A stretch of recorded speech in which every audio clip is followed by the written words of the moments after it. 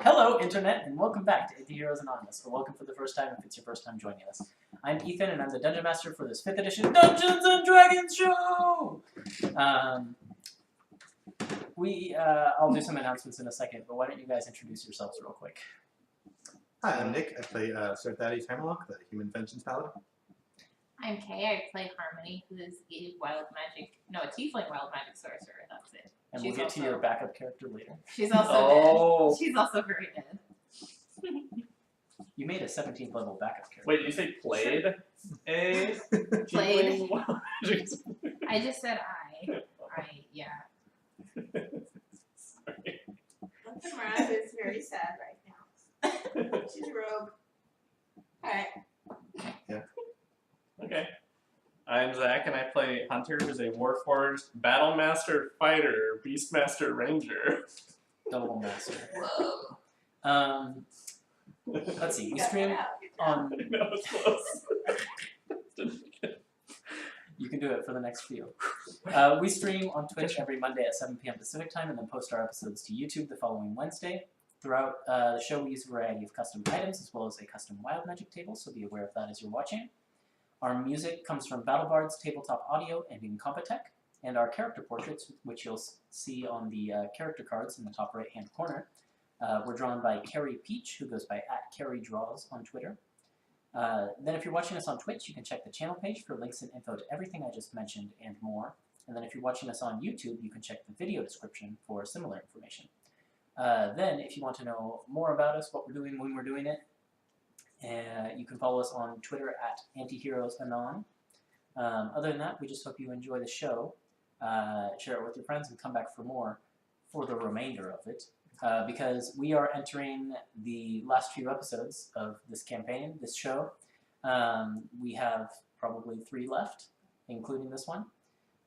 So that's both exciting, daunting, and sad. But I hope you have enjoyed and will continue to enjoy up to the end. So, quick recap. The party is recovering the lost treasures of the Great Spirits. Their first destination in that quest was the Forest of Death, where they recovered the sword Kusanagi, which houses the spirit of the white tiger Byakko. Then they sailed to a Tengu monastery atop a very high mountain, amidst a forest of ever-blooming cherry trees, where they fought Tengu thralls, Slotty invaders, and also sentient furniture. But all of that led to the deeper reaches of the monastery, where they narrowly vanquished the Warforged Mind Flayer, now Warforged Elder Brain, Quoor, a longtime rival of the party. Did I say something wrong? No, go ahead. And in the process, losing the life of Harmony and Thaddeus' life being very much in the hands of fate. With the battle over, we are now left to pick up the pieces. So we're going to start right in that very moment, keeping the initiative up for just a little bit longer. Let me get just some music here. No, we're not going to use it. You don't remember? To remind you of the scene, you guys were fighting in the Warforged laboratory of Quoor, the Elder Brain. There was a brain chamber, the cerebellum of the room was labeled, which the brain resided in, but it had forced its Warforged troops to meet you out in the chamber before. That's where the majority of the battle took place. But Harmony first, followed by Thaddeus, dashed into the brain chamber to try and land killing blows on the brain. Followed closely after by Mara. First, Harmony was knocked unconscious and then squeezed to death by a metal tentacle of the brains. Then Thaddeus dealt some devastating blows to the brain and then was himself knocked unconscious. And finally, Mara swooped in, flying across the room, literally through the use of her fly spell, and plunged her daggers into the brain, and it caused it to explode with electricity, the canisters that housed the brain shattering throughout the room.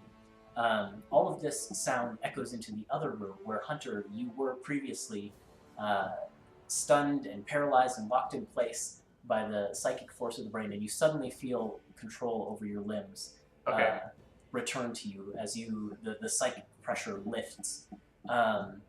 However, across the room, your tiger companion, Byakko, the spiritual companion gifted to you by the great white tiger himself, is still locked in battle with a pair of Warforged guards, and it is Byakko's turn first. Okay. So he will make an attack against the Warforged guard. That is not leveled up yet, so that is a 20. Okay, that hits. Dirty 20. And then that will be a 6. That is 11 slashing, magic slashing. And that Warforged that he is fighting with looks like it's on its last limbs, but they're still standing and managing to hold Byakko off for the moment. Okay. And you are watching this desperate scene from your position. And then Thaddeus' turn rolls around, and I need a very important roll from that. Yeah. I can't watch. I have slightly better than 50-50 odds of dying, of not dying. Uh-oh. Oh no! That sounds like a natural one. Okay.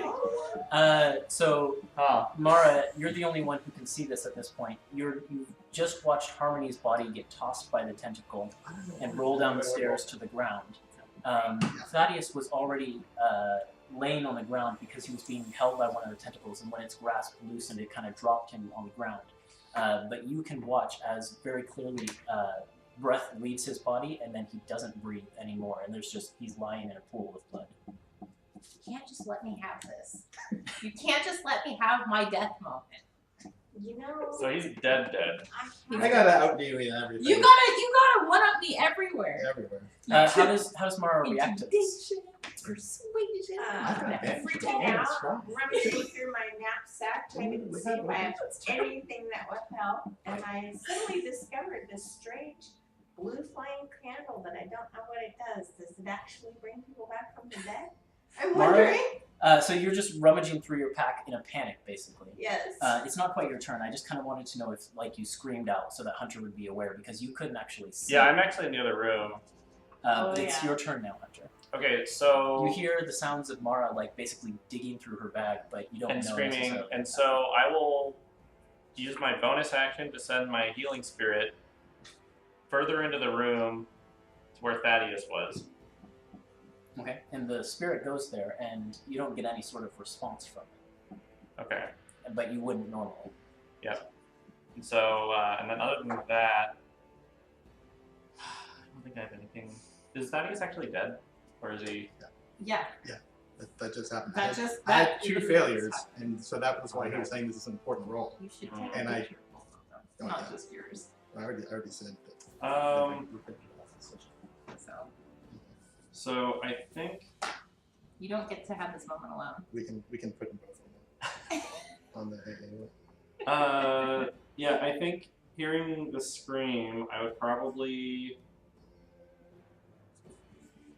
You might want to cover up yours.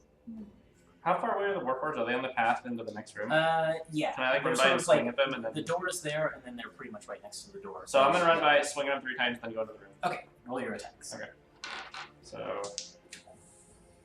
You're looking for an 18, so anything above an 18 hits. Oh my Those gosh. are pretty bad, actually. But I do have a plus 13, so that is 2 20s and a 17. Okay, so 2 of them hit. Okay. One of them is enough to eviscerate the one that Right. Byakko was clawing into. So you can take your second attack against the other guy as you run past. The other one is 14 damage. Okay, so he's still standing. Do you want to keep running past? Yeah. Okay. So you run into the doorway, and you can now see the scene of Mara frantically digging through her pack, and Harmony and Thaddeus both on the ground, neither of them drawing breath. Okay. Hunter, what are we gonna do? They're dead. The Warforged takes a swing at you as you run by, Okay. utterly misses. It Okay. scrapes against your armor, ineffective. And then it takes a swing on Byakko, and Byakko leaps to the side. Okay. Then it is Mara's turn. So you've pulled out the blue candle. What do you want to try and do with this blue candle? Pray like I've never prayed before. To whom? To maybe one of the Do you want to? Should it be Asana in particular, or like one of the sisters? Yeah, probably the main. So roll a religion check. Well, Sehanin would be the main. Okay, the main one. Oh, that's really good. It's 19 on die. So it's 18.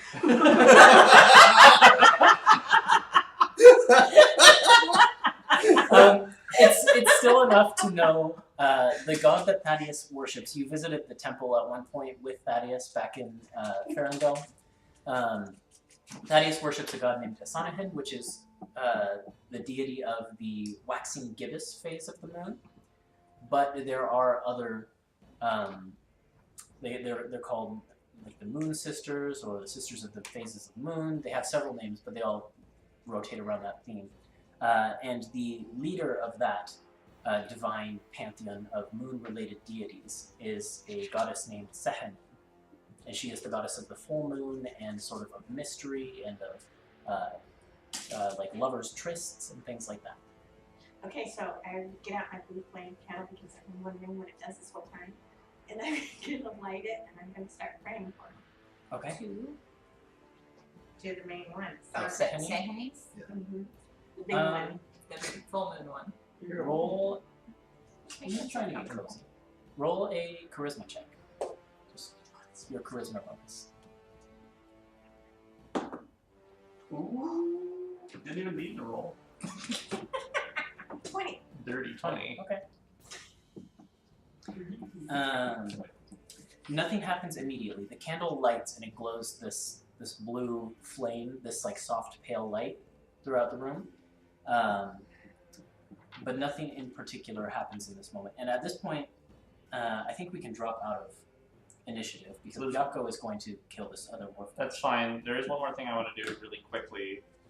So, realizing that the other down figure is Dawn, she's a cleric, I'm thinking maybe she has something too. I don't know. I've never seen her character sheet, so I have no idea. But I'm going to use good berries, and I'm going to feed her a good berry.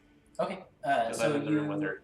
Hunter stoops down and offers Dawn, or basically you have to pull this like this mind flayer helmet off. Yeah. And before you, like this is what would have tipped you off probably. Now that you have a chance to inspect, like look around at the bodies in the room, you can see that this figure has like just the like tips of like golden hair protruding from the helmet. That is, since the body has fallen to the ground, it's kind of come loose a little bit, and the hair is visible, and that would tip you off. So you go down and you rip off the helmet, and Dawn's unconscious form is there, and you put the good berry in the mouth. Yes.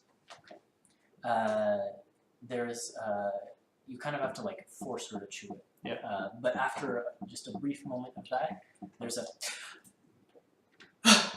and she kind of like sits up with a start, and almost for a second, not recognizing you, like reaches for a weapon. Dawn, it's okay. But it's not okay. Thaddeus and Harmony are dead. Do you have anything that can help them? I thought you were. Thaddeus is dead. What? He And just, like all of this is just like it's as if Do she's you have woken up anything from a that can dream, save like him? she wasn't conscious before the fight or something like Yeah. that. Please, please. And she thinks for a minute. I don't know. I didn't. Where am I? He's over there. Come with me, and I'll You kind of like help help her her to up her feet, and and then- she's shaky and like physically weak. yeah. Like I can as you pick- kind I of can, help her like, to her feet, pick she's her having up. trouble standing on her own. Do you need help? Uh, You get there? She at first like starts to shake her head, but then as she tries to stand on her own, she falters a Okay, I little pick bit, her up. and then just like gives you a nod. Yeah, I pick her up and I carry her over to where Mara and the others are. At this point, as the group of you are sort of gathering around the bodies over there of Thaddeus and Harmony, I'm going to switch to Harmony's perspective. Do you get a perspective? So Harmony, for a while there's nothing but darkness. Nothing at all. And you're both aware and unaware at the same time of this nothingness that you were experiencing. Everything's all hazy. It's foggy, it's misty, and it's confusing. Not more fog. Fog and mist. But after some indeterminate amount of time, that might be ages, might be seconds, your eyes flutter open, or at least you think they do, but all you see around you is black. And despite the darkness and the lack of memory as to how you got here, or even who and what you are, you don't feel afraid. Instead, your being is filled with this overwhelming sense of belonging, perfect belonging, as if everything is the way it should be, and you are exactly where you're supposed to be, as if every part of you is resonating perfectly with your surroundings, darkness though they be. And then there's a flash of bright purple light, electrical energy, and a flash of lightning leaps towards you, then through you. But you don't feel it. You don't feel any pain. And you look down in surprise to see that your body, which is the first thing that you can see in this blackness, is transparent. You can see your skin, but also you can see through it. It's as if you're physical but not. And then you look up to watch as the lightning bolt, which is still arcing across the sky, solidifies into radiant purple glass, which then crumples in on itself and becomes a boulder of stone, which then, as you continue to watch, melts into water, which freezes into metal, then turns to diamond and burns into smoke and becomes snow. And on in this endless You cycle. have to remember all of that. It's on the quiz. And then as this endless, unpredictable process unfolds before your eyes, you watch as this singular transformation expands, and you become aware that the same phenomenon is occurring all around you. And you are seeing just this chaotic transformation of raw element into different raw element. And each of these states only lasts for a minute before it is transformed and changed again into something new and different.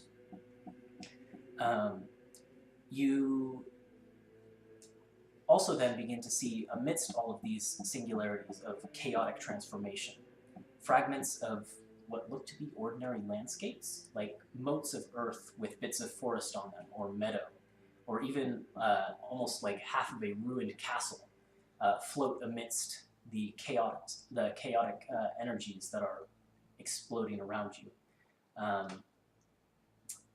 Everything drifts through this disorder. And the whole place is a nightmarish riot of just raw, unbridled energy, and yet you've never felt more at home. And actually, the DM's guide has a good picture for where you are, so I'm going to show it to you. That's crazy. Oh, wow. It's like a black hole. Really? And you're just watching all of this unfold around you.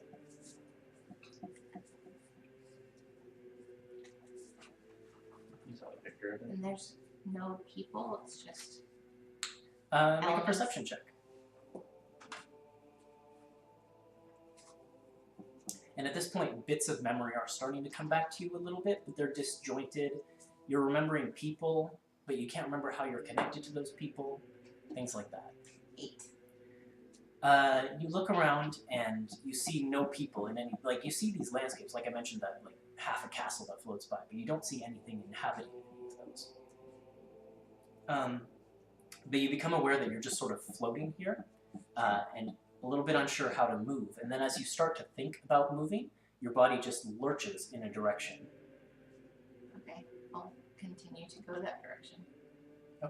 Yeah, you continue to think about going that direction, and your body just sort of propels through the chaos stuff.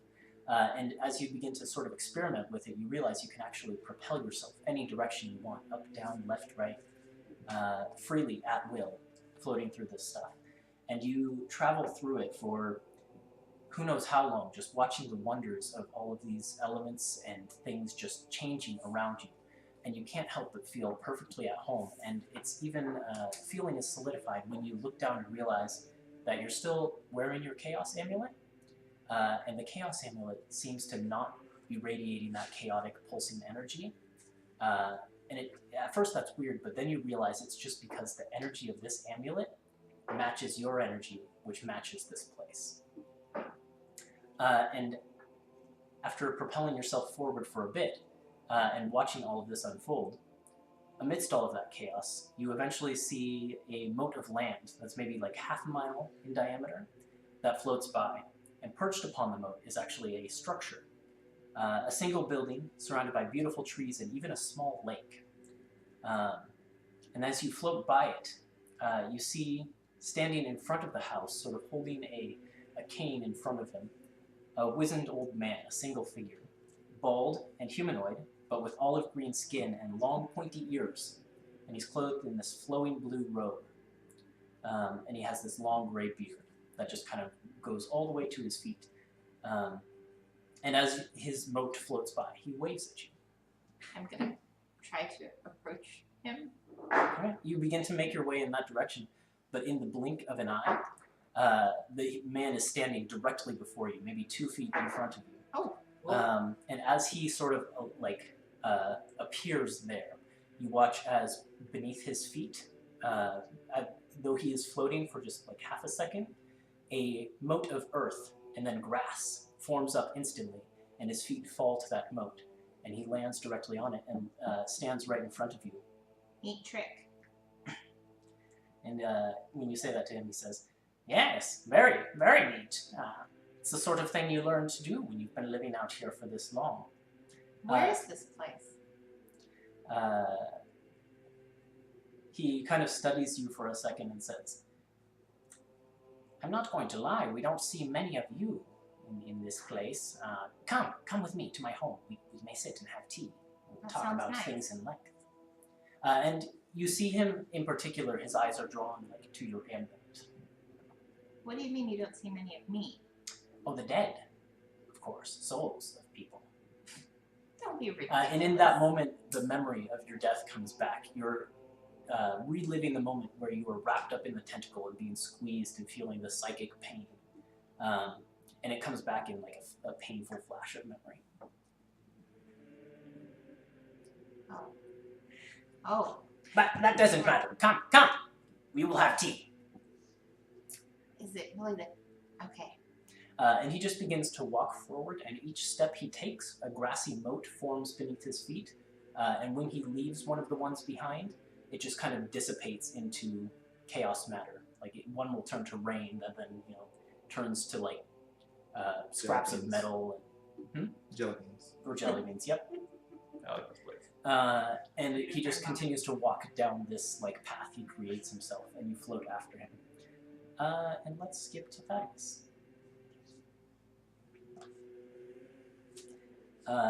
Thaddeus, you experience a similar darkness to what Harmony experienced. This like disembodied state where you feel yourself present but not present for an indeterminate amount of time. But then when your eyes flitter open, you are instead greeted by cool moonlight that filters down through a canopy of trees that sort of blow in a gentle wind. And you can feel nice cool grass beneath your body as you realize you're lying in the center of a wooded mountain glade. Looking up directly above you, you see a waxing gibbous moon up in the sky. And as with Harmony, you also feel very strongly, as you open your eyes in this place, that perfect sense of being and belonging. Like, this is where you are meant to be. But as your eyes sort of adjust to your surroundings in this like pale blue light that you find yourself in, you see standing above you an androgynous elven figure clad in beautiful lilac robes with pale blue waxing gibbous moon patterns on it outlined in silver. And this figure also has a pair of blue radiant butterfly wings that sprout from their back. And as your eyes sort of catch the figure, it extends a hand down towards you, as if to pull you to your feet. Yeah, I'll take it. Get it. What am I wearing? You sort of look down at yourself, and you're wearing your armor, but in a more pristine state than it has ever been. Okay. Back on the material plane. It somehow shines more, and there's no damage to it from battle or anything like that. It's just the perfect form of your regular armor. And he pulls you to your feet, the figure pulls you to your feet and says, "Sir Thaddeus Hammerlock, we've been awaiting you." We? Yes, Of course. The lady, Asanahen, awaits you in her castle. You've been called home. Oh. Oh. Am I? And the figure nods the head and says, "Yes, dead, but in good service, and you will be comforted to know that your mission was accomplished. Your friends saw the battle through." Good. I wouldn't have wanted to leave that undone. No, the creature core met its perfect judgment. Mark that off the agenda. Okay. And as the figure begins to sort of walk forward slowly, but like with an eye cast back to you, watching to make sure you're following. Mm-hmm. Yeah, I am following. And the forest almost begins to unfold in a path that leads forward and upward, up a mountain slope. And the figure says, "I haven't introduced myself. I'm Sorala, one of the shepherds of Asanahen. When a soul devoted to her reaches the afterlife, I am one of those who goes to greet it." Were you there at her ascension? I was, in fact. I saw that. Yes, she mentioned that you were privy to memories of that ancient time.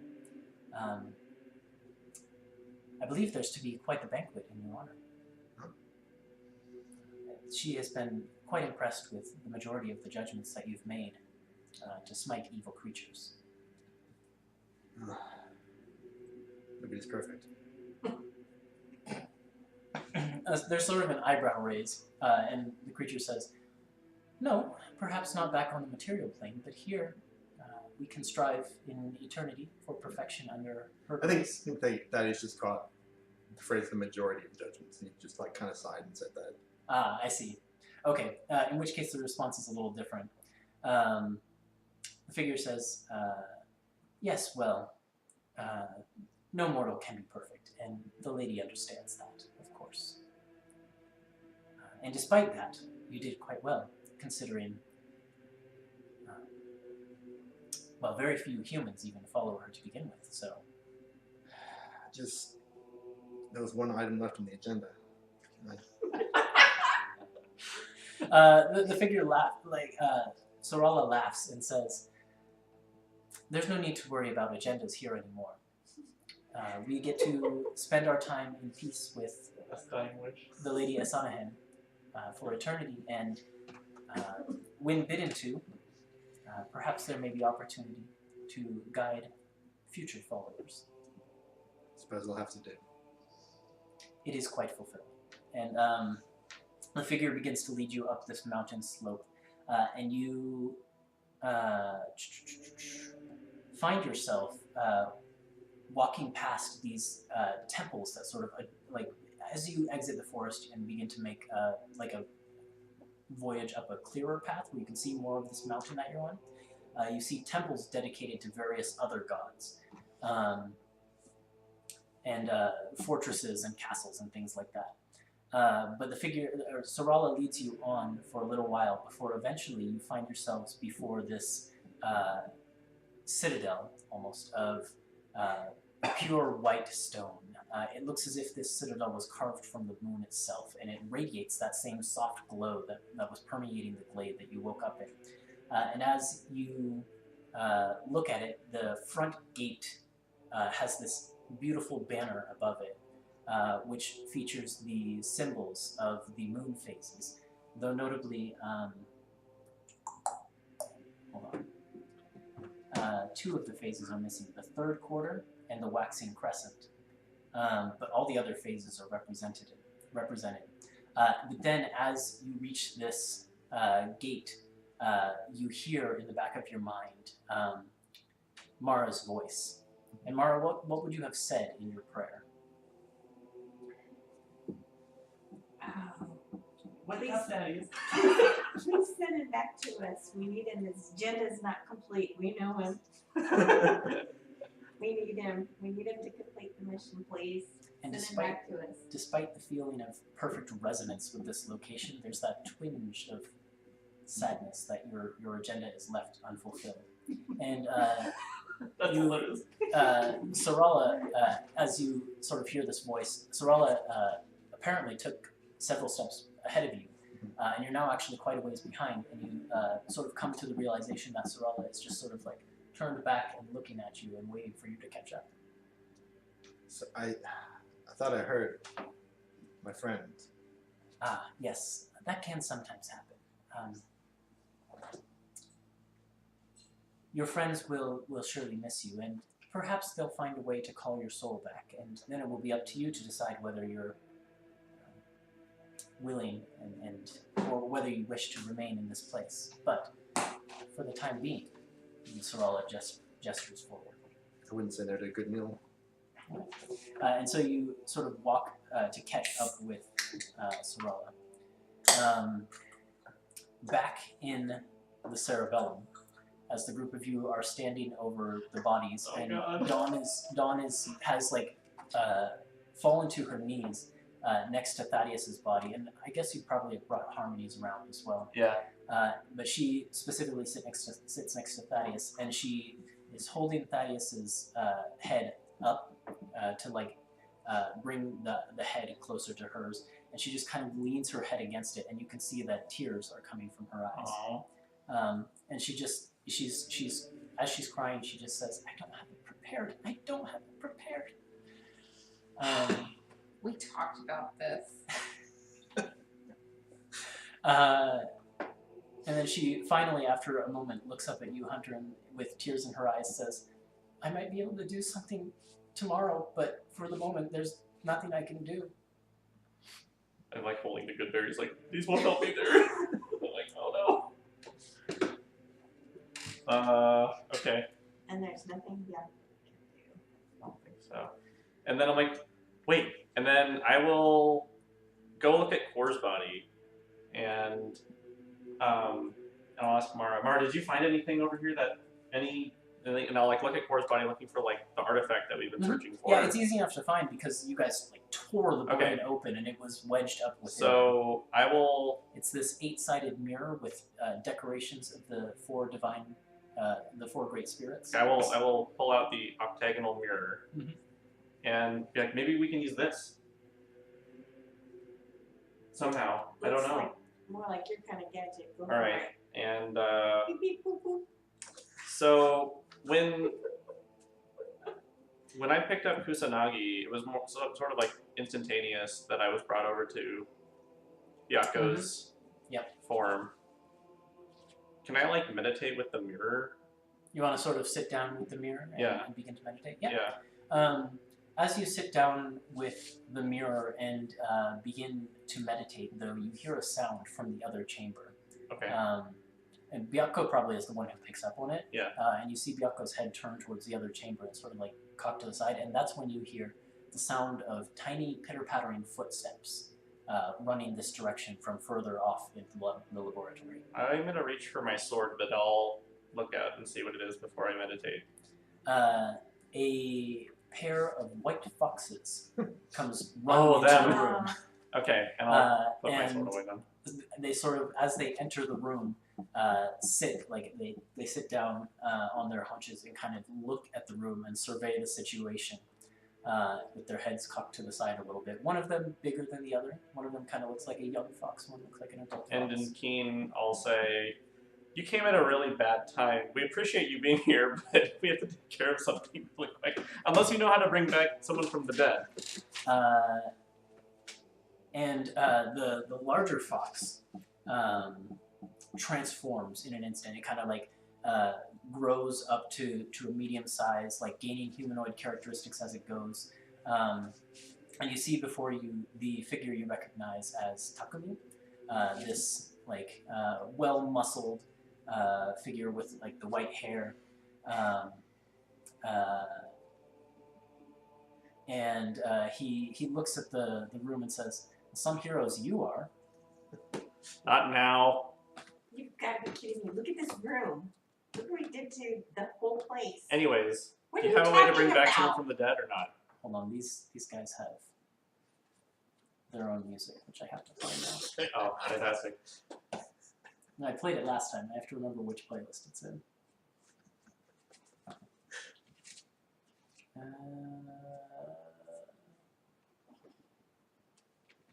I don't remember where it is. I like that you guys are like holding two of the artifacts, and I'm like, huh, Yeah. Yeah. losers. Actually, 3. 3. Yeah, great. Oh, there it is. Yeah. Yeah, he kind of like looks at you and says, "Some heroes you are," and then sort of strides confidently into the room, and you see Dawn like tense as this figure gets closer because she doesn't recognize it, and she again sort of like reaches for a weapon instinctively but doesn't have one. But she sees me talking to him. Uh-huh. So. And she kind of you see her eye you a little bit. And I'll just like make a hand gesture like it's okay. Like hold on for a sec. And she goes back to attending to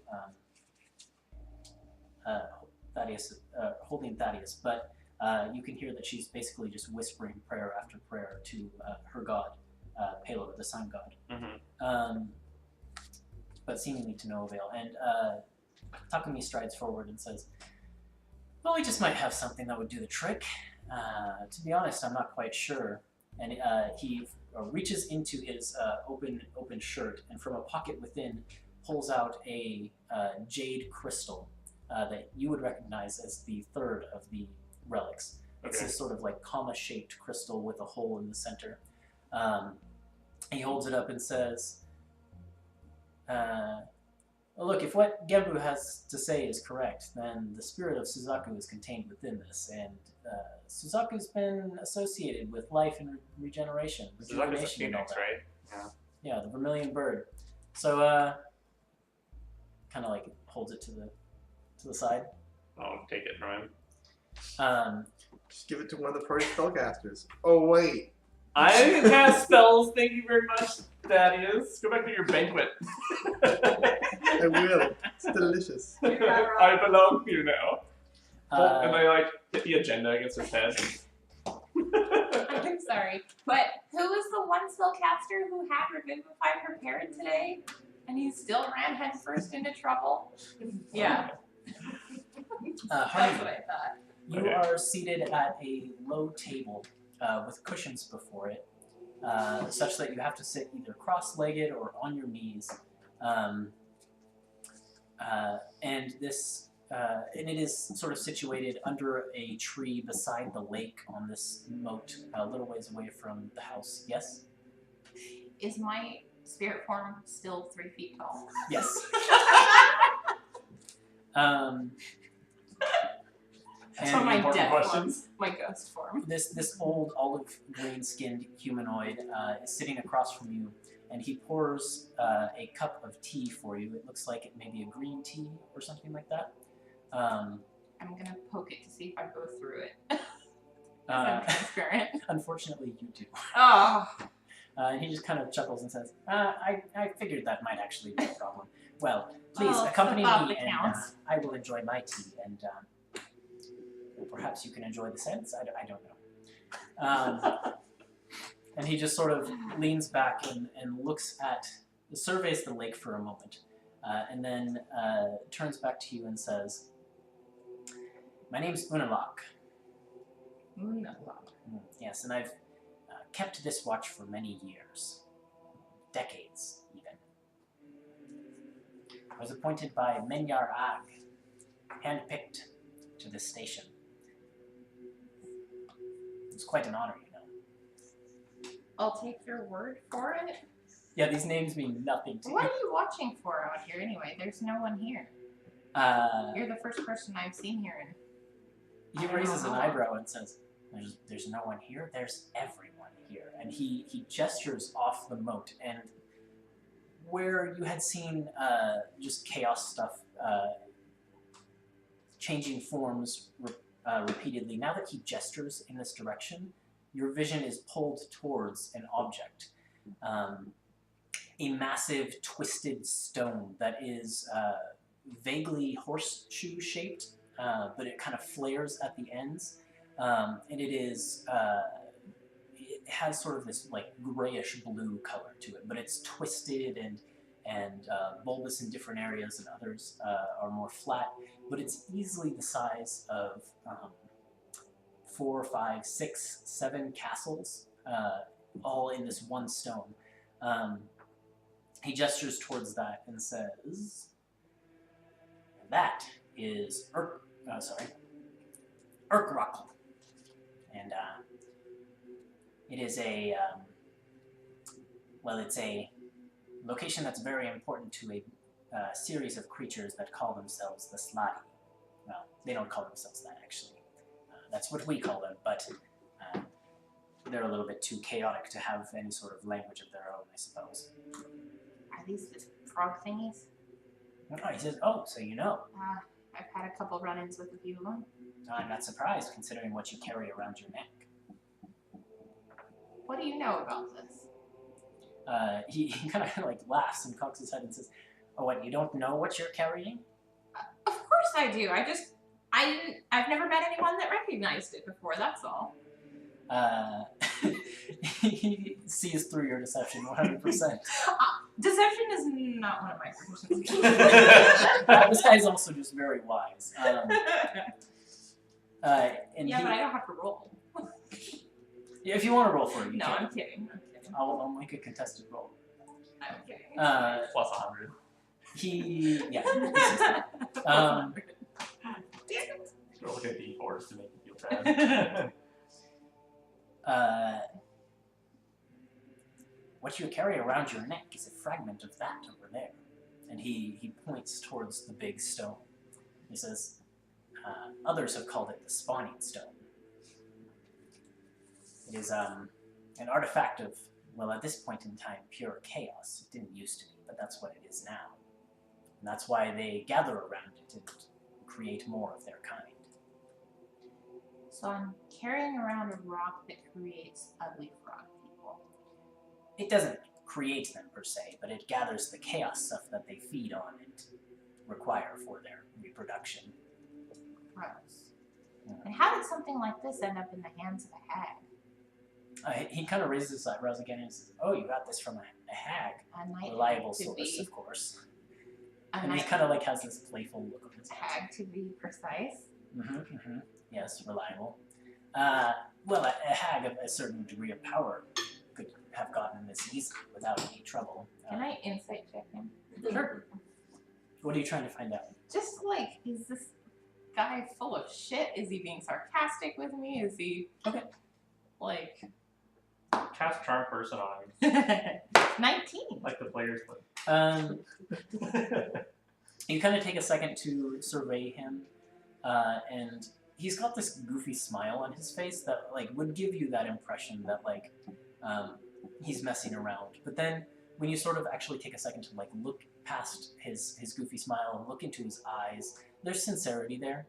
And when you sort of take the moment to actually look at like his physique and things like that, he's old and he puts on this like frail look, like with this cane and everything. But when you watched him move, there was like fluidity to his movement. So he is not as decrepit as he seems. And actually, as you look at him, you can start to see like well-trained physique that must have been maintained constantly. And so he's not just some crazy old man. And he sees you surveying him, and I rolled an insight check for him, and I rolled a natural 20. Jesus. And he says, "Oh, you don't believe old Unalak, do you? Well, I assure you, it's very much the truth. I have no reason to lie to a dead woman. Much less one so short as you." Oh! And he gives that goofy smile again. And change the scene.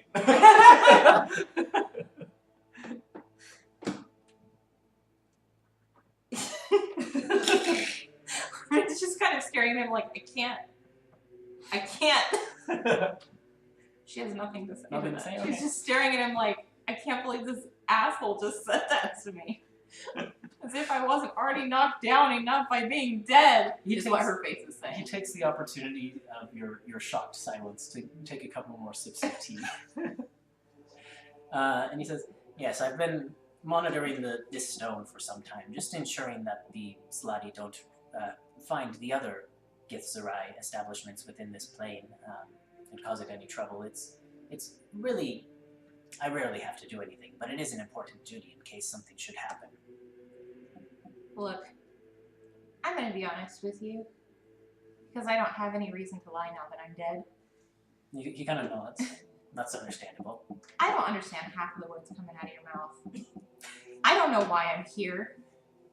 And he kind of like there's like a second of like realization in his And eyes. And he says, honestly, I don't care about the slotty or that or this place. Is there an exit? Can I just leave? he chuckles and says, well, for me, perhaps there's an exit. For many other living creatures within the plane, yes, of course, there are ways out. Unfortunately for you, I think this is your place of final residence. Perhaps I should explain. When I look at you, I can see certain similarity between the energy that flows through your spirit and this plane itself. This place is raw chaos, complete and utter entropy. Something I've been fighting my whole life. And he nods and says, it's a worthy pursuit to fight against the raw chaos and try and bring order to it. And he gestures to his like whole moat and he says, that is how we learn to create this. Order within the chaos. And he kind of surveys you and says, it's a regret that we didn't meet before you were dead. It might have been possible for me to teach you some of what I know. I don't see how that could have happened. He shrugs. Well, if fate had been one thing or another, that stone around your neck may have drawn you here at one point. Well, I'm here now. What happens next? Well, considering that the energy within your body, your very being, seems to resonate with this plane, I think you'll probably be able to travel here for as long as you wish. And meet the people of the plane, become one with the chaos, and then perhaps someday you'll fade into non-existence. Gee, that sounds like fun. It could be more blissful than you think. Well, if I learn to control the chaos, do you think it would be possible to create a gateway out of here to another plane? He kind of nods and he says, as I said, if you were a living creature, sure. And he kind of like conjures a bit of magic in his hand, like just a simple bolt of, like a simple mote of fire. And he says, I, for one, could easily get us out of here, were you alive. But I don't think there's much I can do to free you from this place. But if this place is all based on chaos, then why does it matter? What do the rules of being alive or dead matter? He laughs again and says, these are the wonders and mysteries of the universe that we strive to unlock. I couldn't pretend to have the answer for you. Perhaps there is a way out. Perhaps. Well, then I think I have to go find it. My friends are waiting for me. I'll get up. Okay. He says, well, if you do make it out, if you're somehow rejoined with your physical body, do come find me. Just come to Urkruckle, and that's where I'll be. And perhaps I can teach you a thing or two. You really got to come up with a better name than that. And he shrugs and he says, it has been called that name in my tongue for generations. You're really going to have to take it up with Menyar Og himself. If you And wish who to is have a that?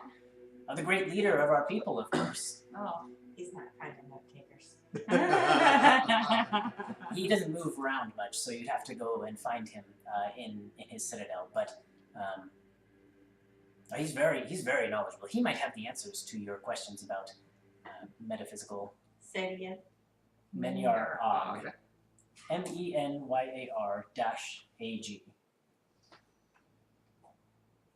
It was close. Well, maybe I'll start there then. Where's the citadel? He like, this is the first time you get like a real laugh out of him. Like, it's been little chuckles and things like that. And he says, "This is limbo. I'm sorry. There's no directions from one place to another. Everything is, well, we Gethzerai have pathways that we can tread, but they require mental focus to actuate, and as you are, I can't bring you with me." You know, I'm exhausted talking to you, and I just leave. You just like stand up and begin to drift away. Okay, Yes. let's shift scenes. Thaddeus. Actually, we're gonna go back to the brain chamber. All right. The only thing that I'll say for you is that as you begin to make your way across this drawbridge and towards the citadel itself, you begin to hear Dawn's voice in your head, and you can just hear her saying over and over again, "I don't have it prepared. I don't have it prepared," and you can hear the sounds of crying, and then prayers to Palor. But that's all you can hear. Back in the brain chamber, Hunter, you've just been handed the Okay, so I have the- comma-shaped jewel, Okay. which you would know to be called the Magatama. I have the Magatama. I combine all the jewels together. Just kidding. Make a Megazord. No. As We did you that sort of success, take the right? gem I from, want another one. as you Sorry. take the gem from Takumi, Yep. The smaller fox transforms into the little girl you recognize as Yuki. And she just kind of like walks up and sort of basically like climbs up Takumi's shoulders and like sits on his shoulders. And just kind of like cocks her head and looks at you expectantly, waiting for something to happen. Okay. So I will try meditating with this thing then. Okay. You sit down and you sort of focus on meditating with it. Okay. And it becomes immediately apparent to you as you sort of focus on it that this thing does have like the energies of life and fire stored within it. Mm-hmm. And you can sense the presence, like great spiritual presence from it. Yeah. And you also get this feeling, it's just sort of a tug in the direction of Harmony's. Right, I was gonna ask you about this Suzaku dream, and then so remembering that, I will like put it in her hands. I'll like open up her hand and put it in there, and I'll like put my hand on top of it and see if we can As you somehow put communicate. the gem into Harmony's hand, Yeah. there is you feel like burning from Harmony's. Her skin becomes insanely hot, and you begin to see flames wreath around her arms, and they spread across her entire body, these golden flames. And you kind of have to take a step back. Okay. And Harmony's body just becomes wreathed with these flames. All right. Well, I guess you're creepy. I'm gonna right have now. to take my second character out now. I suppose burn the sheet too. Harmony, back where you are.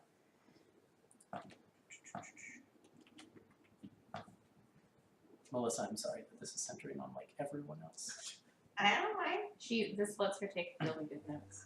Well, I don't know about that. Um, I'm trying Make up more names that are hard to spell. As you turn to stand slow gibberish. up and walk away from the table, there is a burst of flame, and there's actually a yelp from the old man. It like, kind of falls on its teeth. That's great. A burst of flame in front of you, and when the flame dissipates, there is a young, maybe 10 or 11-year-old boy standing before you. And he is about your height, and he is wearing clothing that seems to be almost entirely made of red and gold feathers. He also has this feathered, like small feathered headdress on the top of his head. But then his feet, which you can see sticking out from his like feather shorts that he's wearing, are those of a bird. They're the hooked and clawed talons of a bird. And as he sort of appears, like with his arms on his shoulders, he I've just gotta says, get out of here. "Well, there you are. It's time. We gotta get going." Oh, all right. Who are you now? Where are we He going? just like looks at you and says, "What? You don't know who I am?" I mean, I've had kind of And a there's rough another day. burst of flame. Oh my gosh. And when the flame subsides, there's this massive red bird that is standing in its place, and its feathers all just like are adorned with fire. Does it even And fit in the house? Well, they're not in the house. They're Oh, up darn. on the lakeside. And there's like a loud cawing sound that echoes throughout the entire vicinity. And then there's another burst of flame, and the boy is standing there with his arms on his hips, and he says, "I am Suzaku, Lord of Flame, Master of Life, the Vermilion Bird." Somehow I expect you to be a bit more regal. He kind of like tilts his head. "Look, I try to manifest my form in the way that best suits the person I'm appearing before. If you want something else, just put in a request. I can change what I look like." And there's a flash of flame. And when it subsides again, in its place is this incredibly handsome Elder Haven Reaches man that's maybe like 6 feet tall, has some like hair swoosh, and it's just like red with like gold streaks in it. And it's wearing a tie of a golden feather and a suit of red feathers. The same like oh my gosh. the same like bird-like legs, and he says, "Does this suit your fancy? Is this more what you expected?" Look, buddy, just because I'm the size of a child doesn't mean I want to be talking to one, or that I am one. Kind of like coolly shrugs his shoulders. And Cool. says, "Well, if this suits your fancy better, this is how I can." Oh my gosh. manifest." What are you doing here? Did you come here to taunt me because I'm dead? Because this is not funny. No, I'm here to bring you back. You've got things to do. I've been told that you'll be instrumental in completing our ultimate goal. Right. Well, it looks like you didn't need my help, though. And he kind of like cocks his head. He's, "What do you mean? I'm trapped in the jam. Of course I need your help." Then how are you here? "Oh, your friends. They put me near your body so I could find you." This is really weird. This is like the weirdest dream I've ever had. And he just kind of like gives you this smile, and there's that anime glint. And he just says, "Oh, I assure you, this is no dream." Wait, are the others they're okay then? It's over? What about Quoor? What happened? He says, "Oh, you completed your mission in the monastery. Your friend, the thief, the stabby one, she killed it. Oh, leave it to Mara to finish the job. Oh, but your other friend's dead. Wait, which one? The one with the shield and the glowing sword." Of course he is. Pressure reaction. Oh my god. Of course he is. Well, if you say you can get me out of here, then what are you waiting for? Let's go. And he extends a hand, like palm upwards, and says, "Then come here, darling." Please stop that. He says, "Okay, if this is not what you prefer," and there's a flash of light. And when he when the flame dissipates, standing before you is instead clad in a dress of feathers, just this beautiful woman, very curvy, and she just like sort of still with palm extended says, "Is this what you were looking for, darling?" Oh my gosh. I said regal, not seductive, and I take her hand. Then there's a flash of light, and you're both gone. Back in the cerebellum, you guys watch as this fire gets more and more intense. It's Harmony's anger. Coming raw magic. Do you guys hang out close by? Dawn basically Oh, God. grabs Thaddeus's body. Just and her, begins I'm dragging probably it. helping Dawn because she's so weak right now, and so I'm probably like helping her doing whatever she wants and trying to help Thaddeus not get toasted. What about Mara? I'm still praying at the candle. There is an explosion of fire. And Harmony, I need you to roll 8d6. Whoa, okay. Do that.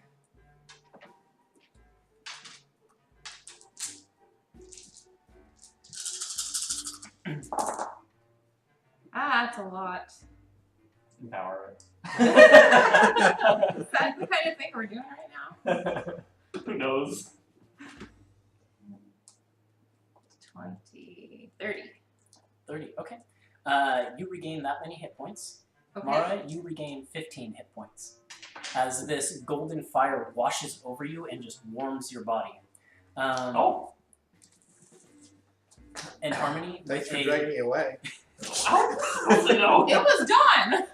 with a breath of air entering the lungs, your eyes fly open and you can see this familiar scene of the laboratory before you. You can see Dawn off a little ways, supporting Thaddeus's dead body. And you can see Hunter and Mara both there. So, Hunter's jaw was like actually just and like fall on the ground. Harmony! And then he's gonna run over and give Harmony a hug. Ow. You're alive! Body hurts. And I pick her up like you're alive again. It's so warm. Do I have memories of what happened while I was out? That's what I was just getting to. The only thing you can remember after the tentacle squeezing the life out of you is the word Urkrakel. Okay. Alright. Cool. And it just resonates in the back of your mind as something important, but you have no idea what it could be Urkrakel. Ow. Oh, sorry. I'll let you go. Like, do that thing. Do it with Thaddeus now. Wait, what? What happened? As Died. We died. as the light in the room returns to normal, you look around and the two kitsune are nowhere to be seen. Classic. But they give us this, and I point your hand. Oh. I forgot it's called. Word. Magatama. Mine. Magatama. That's not what it's called. That's what Okay. I wrote. Wait, the Takumi and Yuki were here? Yeah. And then we got this, and I hold up the mirror too. And that maybe. Oh, I saw that inside Actually- his brain. Huh. And then I'll like, if that worked with Harmony, and I'll like open Thaddeus' hand and like put it in there. Okay. You See place if- it on there. See if that happens. Anything? No? Okay. I thought it was the gem. I thought it was the common-shaped gem. That's Harmony's, yeah. Because Okay. that was. Oh, so you're trying to mirror. Yeah. Okay. But Okay. Maybe I'll like, and then it doesn't work, and then so maybe I like point at his face. Saving you is not the master of life. Oh, no. Like crazy stuff happens, man. As all of this happens, there is sort of a flickering of light at the back of the chamber. Oh god. Beyond where the brain pods were that Quoor, the elder brain, was within. And you see these like planes of light appear. There's two of them, sort of on either end of the chamber, and they sort of flicker with bright white light before they form into solid like pictures. Like you can make out shapes and forms in them, and they seem to be depicting the motions that portray basically an overhead shot of two armies standing across a like a front line in between them, and you can see that one of the armies is represented by many warforged, and it's hard to make out any standards or anything like that of the other army, but they're standing opposed to each other, and you all in your heads hear a familiar voice of Quoor, the Mind Flayer, and you kind of it creeps slowly into your mind as if it were like tentacles crawling over ground. Oh, yeah, because he went inside downstairs. Yeah, And which it- I think only Hunter saw. Only Hunter saw that. And Oh, Dawn, yeah. as this is happening, is like clutching at the necklace, and like her eyes are rolling back a little bit. Oh dear. Oh, no. And the voice says, "It doesn't matter that you stopped us here. We are coming. My death is inconsequential because my message was received. And when we arrive, your kind will meet their end." Oh, I thought we killed this motherfucker. He's still in that necklace, and I'll Wait. point at the necklace that Dawn has. Dawn, take that thing off. Wait, Dawn, where did you come from? She doesn't seem able to hear you at the moment. She's just like clutching tight onto this necklace, and she's clutching so tight you can see like her knuckle bones are white. Hunter, you're strong. Get that necklace off of her. Okay, and then I'll try and do that. Right, make a strength check. Okay. That is a 24. Okay, yeah, easy enough. You pull it off of her neck. The chain kind of snaps, Yeah. but then her eyes roll back to normal, and she falls forward a little bit before catching herself. And kisses Thaddeus. Um, On to Thaddeus' face. But the voice continues in your brain, just regardless, and it says, "Look, look up at the screens. Tell me what you see there. Daddy, drop it. I'm gonna smash it with my staff. You mean me? The necklace, drop it. Orin's forces are Sorry, already Hunter, passing not on the Daddy. corner of a dais, moving to march and take a second country. A third, actually, for his name. Drop the necklace. And yeah, I'll Crush throw it throw under the your necklace On the boots. ground. Yeah. As the thing clatters on the ground, you hear Quoor's voice say, Yeah, use your new sword. "Not only did I achieve my personal objectives, Oh. Do it. not only are they coming, but the borders are being attacked. There is war." And as you crush down on it, roll an attack. With Kusanagi. Yeah, I'll do it. Yeah. Let me find Kusanagis. Don't listen to him. So if it's an object, do I need to roll an attack? Yeah. Okay. So that's what do I need to hit? That's a 20 something. Yeah, that hits. Okay. And that says I do maximum damage. So that's maximum not plus the extra 14. So that's just Oh, it was a natural 20? no. This is Okay. a regular. So it's 1d10. So that's 10, 17. 17 points of damage. A big crack appears in the thing, and black smoke begins to leak out of it. And you hear that this psychic wail in your head, but Quoor is still just repeating in your brain, sort of Again. frantically, "It doesn't matter. None of your accomplishments matter." Yeah. And you just plunge the sword one Yeah. more time in, and the thing shatters and splits apart. The smoke bursts out, and then dissipates throughout the room, and the psychic voice in your brains goes quiet. Okay. Well, Way to go. take the agenda.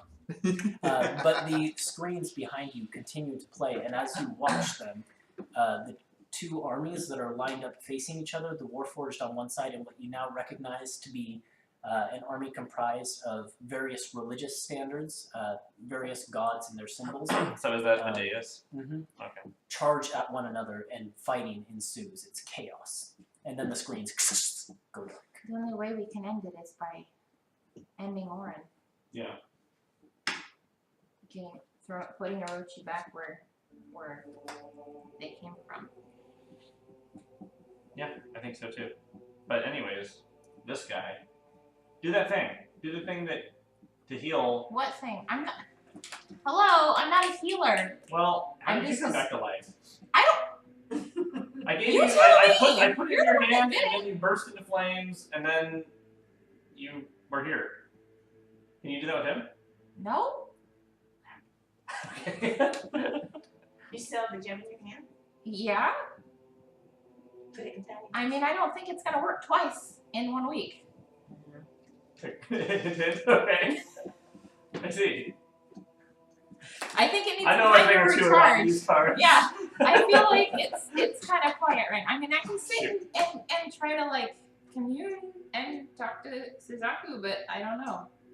At this point, Dawn stands up, sort of shakily, and looks to the group of you and says, I can do something about this. I've prayed and I've beseeched my God for a spell, and he's granted it to me, but I can't do it today. It's just going to have to be tomorrow. So if we can get out of here. Well, Is Moonlight Sparkle still around or gone? Yeah, now it's that not. you're- It's not a concentration spell. Moonlight Sparkle's still down there. Okay. I mean, I we wonder can find a place to rest, I guess, if that's what you she- need If Yeah. she'll respond to us. to try. Yeah, we should get out of this place. I cannot teleport us anymore because I used my 7th level spell. So we're hoofing it Okay. back to the boat. So before we leave, can I loot the room? Sure. Okay. What are you looking for? Valuables or things that that will help us on our journey. Roll an investigation check. Sure.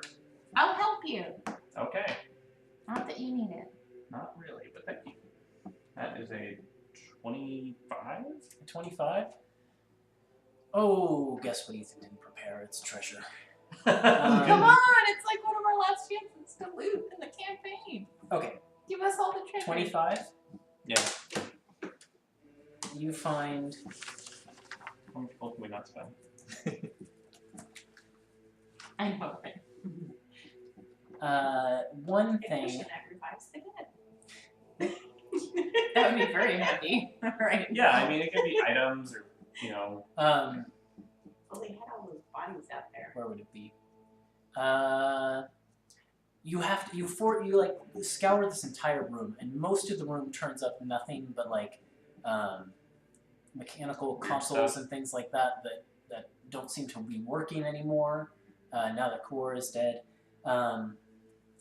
But you do find when you begin to actually turn your search to the Elder Brain itself, as you sort of dig in the components that make up the brain, behind where the mirror was lodged and hooked up like to a tube, there is what looks to be a potion flask of red liquid.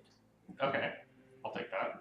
And I'll, since you're helping me, what's Hand it this? to me and I can identify it. Okay. Roll an Arcana check. I have that book. Also, I know potions. Yeah, you can take advantage. I can take advantage. With what? Okay, Oh. so that's 22. It is a supreme healing potion. Oh, You should probably hang on to that. and I'll hang on. But to don't forget that you freaking have that. I it! will write it down.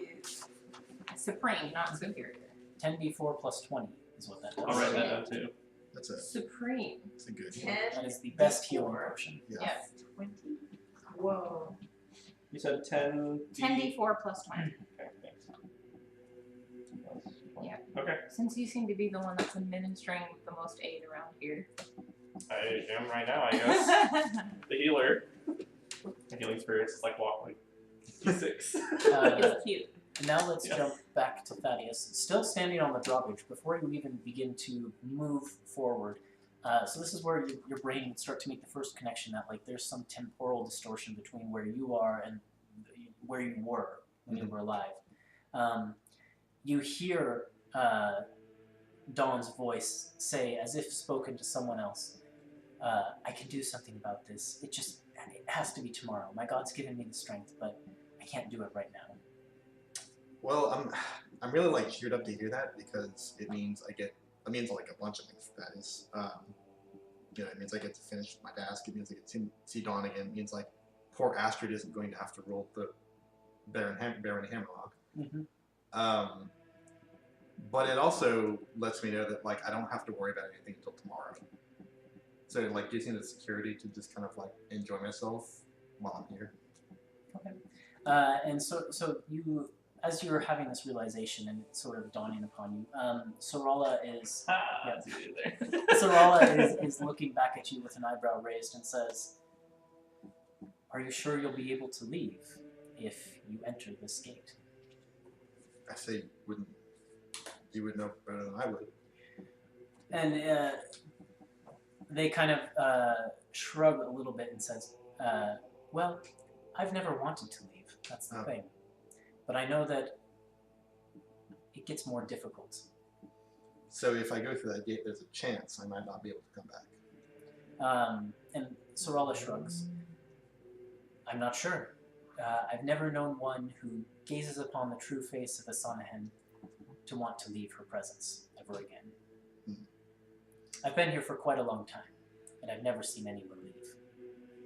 I see. Well, And Sorala then says, "I'm happy to tell the lady that she should postpone your banquet for a later date. But if you wish to enter, perhaps we'll still hold one in your honor." And there's a bit of a smile there. I see. Listen, I can't go in. It's too important that I be able to leave. But can you tell me just one thing? Sure. If it is within my power, I will answer. What is the eye in the moon? Sorala gets this sort of dark look on their face and points to the banner behind on the castle. Yeah, because one of the missing was Ninashi, right? Right, and I have to remember which one it is. It's either the third quarter or the... Hold on, I just need my world document here. Where is it? Oh, here it is. Oh gosh, it's taking forever to load. My World document is huge now. Yeah, I know this feeling.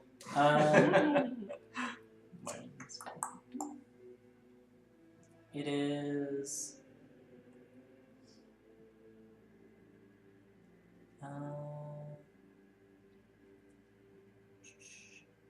It's Nashian, actually, is the third quarter. And then the other one that's missing is Hinasin, Okay, that's right. which is the waning crescent. I think I knew Hinasin was Lolth, right? Yes. Hinasin was transformed into Lolth, and you know that. But I didn't know about this other one. This other one, which is missing, you would know to be the goddess Nashin, who is the goddess of the third quarter and also the goddess of madness. And Sorala points at the banner and says, "You see the two missing phases?" I didn't know that there were two. And Sorala nods.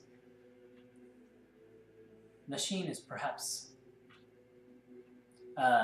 Sorala kind of gets this dark look on their face and says, I can't say that it is a failure, perhaps. It feels blasphemous to say that in this place, but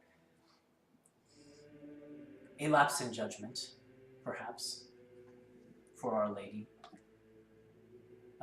And Sorala goes on to say, Nashian is the eye of the moon. And Sorala then looks back towards the castle as if they've heard something that you can't hear, and then turns back to you and says, "I'm sorry, that's all I can say." It's a starting point, assuming I'll remember it. Sorala says, "I can't say that I'm sure whether you will or not, but perhaps." Then you've done as much as I can ask. So you're not coming then? No, but have some fish. I like fish. Sorala smiles and gives you a very low bow and says, "Well, I'd be happy to sit and wait with you in the glade, if you wish, until your time to return comes." That might be nice. And then Sorala then strides back to you and sort of gestures a direction slightly down the mountain a little ways. And you begin to walk in that direction. And it is not long by your reckoning. In fact, the time here passes very quickly before there is a flash of light before you, and you hear a voice calling for you, Dawn's voice, and it's chanting a prayer of resurrection. You know in the depths of your being that if you step into this light, you'll be returning to the world, and it's a question at this point of whether you're willing. Yeah, definitely. You sort of stride forward into the light, and as you turn briefly around, you can see the castle of Moonstone behind you, and you can see Sorala there giving you a wave and then a low bow. And then you see on their lips, basically, as you're going, the words, "We'll be waiting." But you can only make out the movements of the mouth, and you can't hear any words, as there's a flash of light and then a breath of air. And you are aboard the Drowning Kiss, which rocks gently on the waves, with Dawn looking down in your eyes. And she's, you can see that she's been crying. It's very clear. I think I just reach up with an arm and pull her down.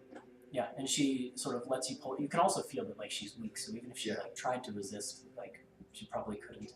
And she just rolls fully into that hug. And you just hear her whisper by your ear, "I thought you were gone. I thought there was nothing I could do." You were one of the reasons I didn't leave. And she kind of pulls her head back up and says, "I honestly at this point don't know what I would do if you were gone." I think that doesn't say anything yet.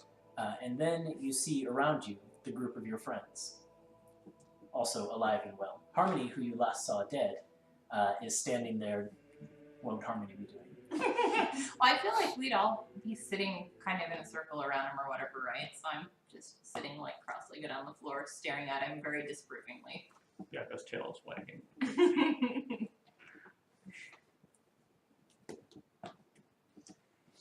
And think what does Thaddeus remember of his time there? The only thing that you remember is the single line of spoken speech, which is Nashien is the Iron Moon. Okay. So I don't remember that Quoor died. So I think I'll just make So- sure of that first. Yeah, if the silence holds for a little bit, I would say, as your automaton, I went to the liberty of marking off Quoor off the agenda. Thaddeus like laughs painfully. I think this calls for a toast.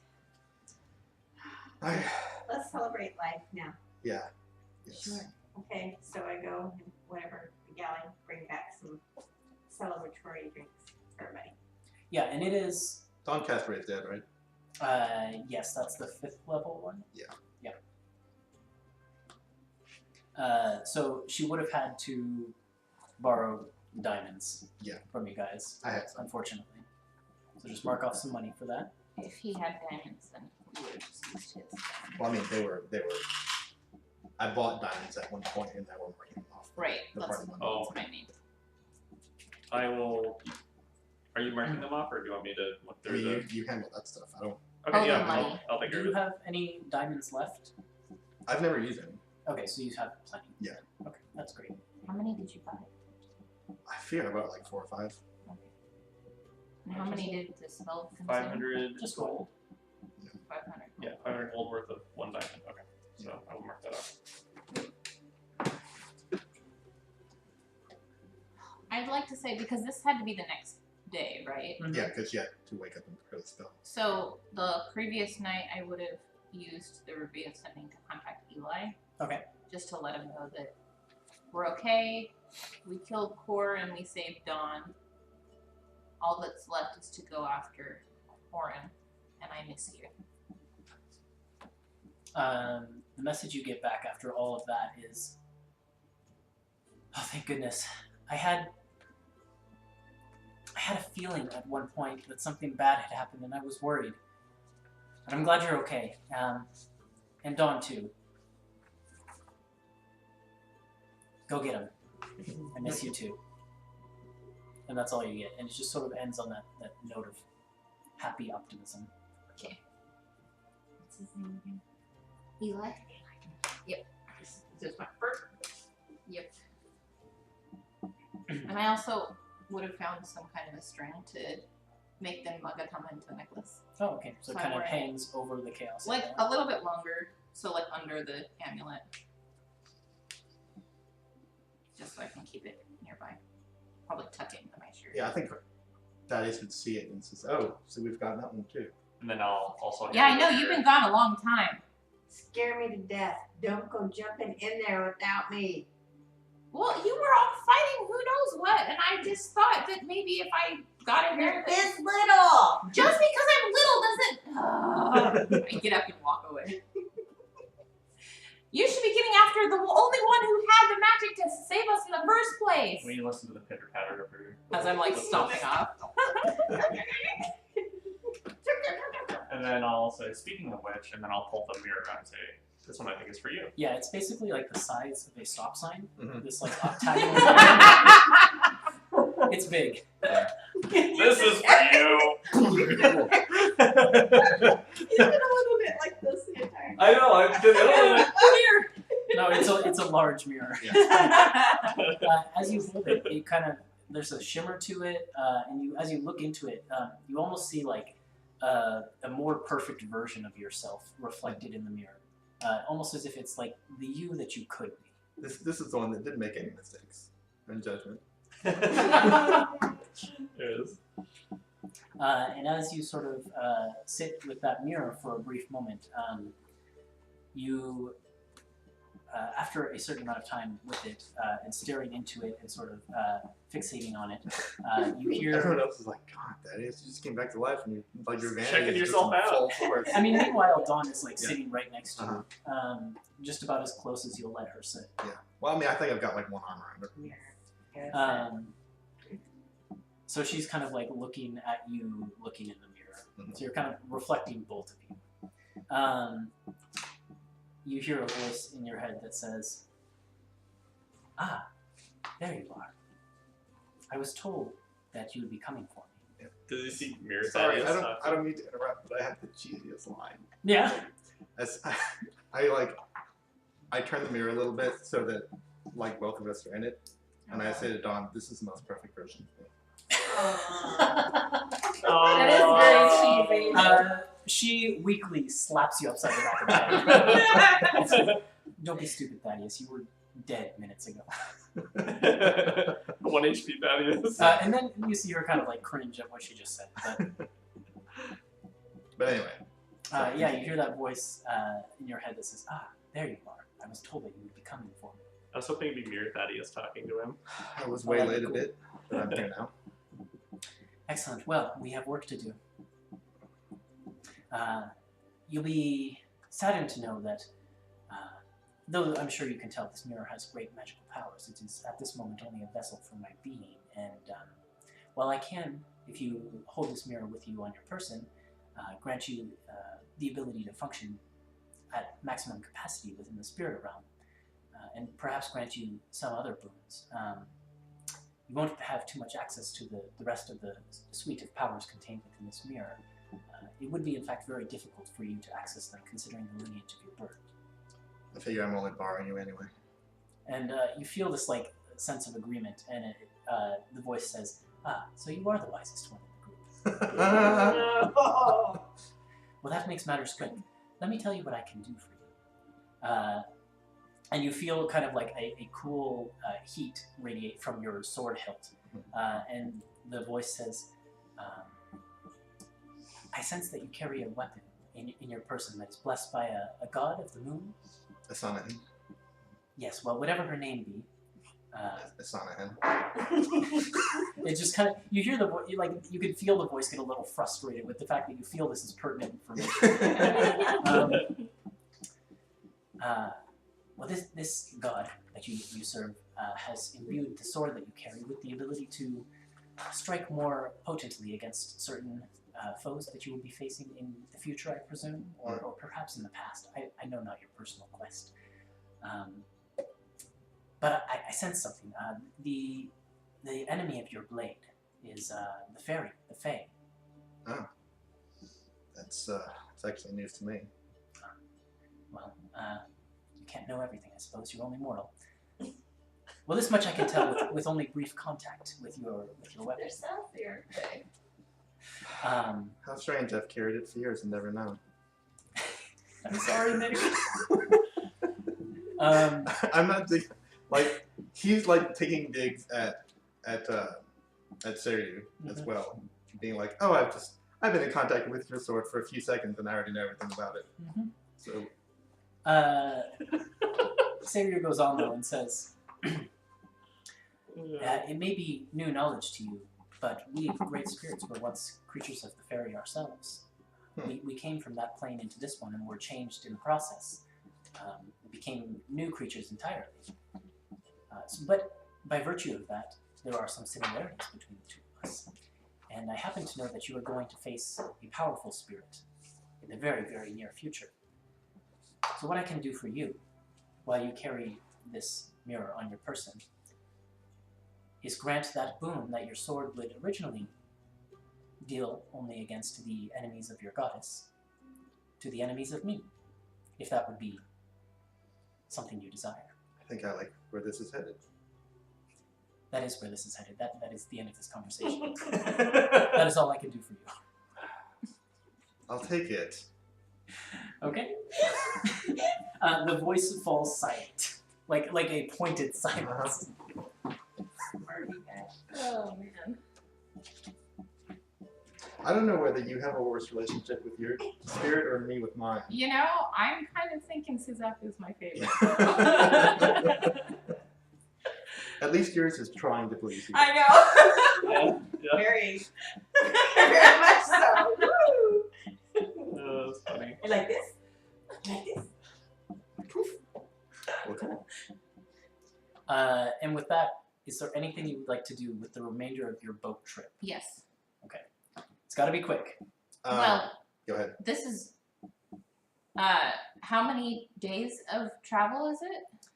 That was also We'll say 7. Thank you. Good. Fantastic. Fantastic. I want to make some more potions, and I want to work on my ballet slippers some more. Okay. We don't have time to like. How close were you to your ballet slippers? I don't know. I had 1 success. 1 success. Okay. How many potions do you want to make? Um, Because you have 7 days, and you can make 1 potion per day.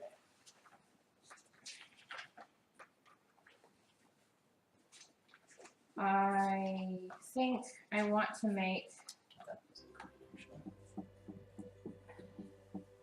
What do you think? 3 graders? 2, 3? Because you have that I mean, one you could- supreme. If Ethan's gonna give you the ballet slippers, you can do this first and make whatever you can with the potions Yeah, later, right? For that's- the remainder. That's also what I was thinking. You guys are pretty tapped on potions, right? We are We've got absolutely. that. I mean, we have Yeah. the supreme, and that's it. That's why I'm thinking like. Yeah, you might, Yeah. I might want Super 3 or 4. Is there a way to contact Seal and shop for potions I could send a message to her. during one of those 7 Or days? them. You could try. Okay. Maybe that would be like the first day as you're working on slippers. Yeah. So Yeah. I'll. Business partner. Do I know how many successes I need for these? Nope. No. That's the other thing. I don't know. It is a complicated one. So I would really like to be able to complete them before the end of the campaign. Okay, so for your knowledge, I would say that like minimum it will take you 5 days to finish the To slippers. finish the slippers? Shit. With a Well, success every day. Okay, so actually like 4 days then, okay. because you have 1 already. So I can make at least 3 potions. Yeah. Maybe. But yeah, I'll use the review of sending to contact Seal and say we're in. We also have. You can teleport, right? I can Can we just teleport. teleport to a place that sells Teleport doesn't potions? work for plane shift, and I can only do it once a day. No. I mean, just another place in the plane we're in. Yeah, but I'd have to come back the next day. Yeah, we have 7 days. So we go It's there. not an exact science either. Okay. But I That's can just an option. contact. I mean, I can contact Seal using sending for free with the stone without wasting any spell slots, and she can. They can open their shop onto this ship. Yeah. You do know that was challenging for CL last time. It was challenging. But we have 7 days. But we have a specific course charted now. We could also have them meet us on the island when we get there. But why don't you send a message and we'll see what happens. Well, I'm saying what should we ask them to do? Well, okay, I'll send a message to Seal and I'll say, hey, we are in need of some Supplies. Okay, no, we need some supplies. Can you get to us heading to Kanya is the name of the island. Kanya? Heading to Kanya now. Kanye West. No, it's north. Now. Okay. That's it. The message you get back is Harmony, I'll do my best and see what I can do. It was rather challenging to get access to the key to the kitchen of your boat, but I will do my best, and I will roll some dice. Okay. Actually, this will give a percentage chance. That's true. The imp. That's true. Maybe the imp can get in. Do you want Or some to potions. just make some potions while you're waiting for a response? I'm gonna work on the slippers. Okay. First. Then roll for me really quick 4 Arcana checks. Can I finish Yako's thing? How many successes into it were you? 1. Okay, roll some intelligence checks. Intelligence? Mhm. Okay.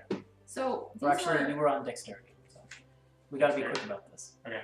yeah, these were how many? Arcana Just as many as I With want. charisma, Okay. with Charisma, Mhm. which I can use my +6 bonus now. yes. Okay. So 6 plus 5, 11. So that's a dirty 20. Okay, there's another success. That's a 21. Another success. Natural 20. Another success. So 31. So that's 4 successes now. One more. Natural 20? Oh! So on that 4th day, you complete the slippers, and we can work out what they do off stream. Okay.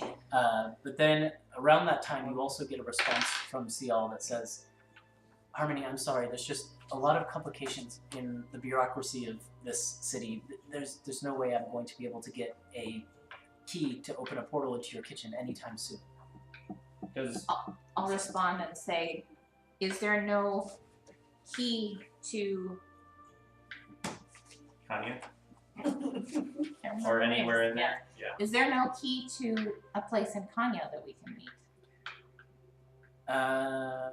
You get another message in your head, a response that says, via a new casting of the spell, that says, well, I'll do my best and see what I can do, but to be honest, there's not much that opens up into the Elderhaven reaches. It's kind of a closed-off region, even in plainer terms.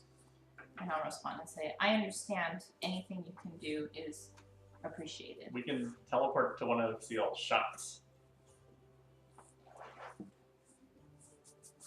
That's true. But I also have 3 days to make 3 more greater healing. So it's either we teleport, if that's possible. It's right? going to take 2 days. Yeah, 2 days to buy, hopefully a lot, or 3 days to make 3. It's your spells. I'll let you gamble with however you want to do it. I got Would we all go, or would it just be me and somebody else? I'll go with you. I mean, we need someone to. Someone's need Drive. I don't know if I have to. But also, like, remember that what Harmony was saying about not being exact science is true. She could get Yeah. like miles off course. But we have something from. You also do not entirely know how teleporting would work to a location beyond the Black Fog. I say just make the potions, honestly. That'd be a surefire way of doing it. I think Zach just really wants a chance to spend our gold before the end of the campaign. I do want that. But- because we have not had very many chances to spend There our will be gold. a chance in the last session for you guys to buy some big stuff. Yeah. Oh, So- okay. Okay, Cool. so we won't Alright. push for it. So I'll That's use the remaining 3 days to make 3 greater healing potions. Okay. So whatever that costs, Hunter can mark it up. Okay, I will do I that. believe they were 200 each for greater, so you can mark off 600. So I got. So you have the supreme. So you have a greater, I have a greater, and you have a greater. 17 for the first one. Okay. 23. Okay. How many do I need? I don't know. If you have one already, then you're good We at this decided point, that and we one can was work out what it does. Sure. Okay, and then You I would can flip cast arrows, it. I guess. I can cast it and then fill How up. that many wasn't arrows you want We to all are. fletch? So. You can Yeah, I don't fill up. think I will my fill three up. may be better. Because if she misses, she'll take extra turns. You want that she's Yeah, gonna need. it's- There's not gonna be much more room for stealth. Yeah, And I just agree. switch out my boots. Okay. So I'm gonna give Mara the slippers that I made. Okay. And I will work out what they do. So my flower-studded armor, I'm gonna change to match. So now I'm just like a ballerina princess. So yeah, so I'll just be like, hi Mara, This I'll is read my these final for form, you. she says. For the final fight. What do they do? Well, you know how Fatty can cast that spell that makes him go super fast? They should be able to do the same thing. I haven't tested them yet. But that was the theory. And I feel like I did a really good job this I time. got twinkle toes? Yeah. Also, they're just your color. Thank you, I love them. This must have been a lot of work. It really was. You owe me big time. Sorry, how much was it per potion? 200? So 600. Do I have to tune to them? Yeah, because I take my boots off. Yeah, so you'd have to switch Okay.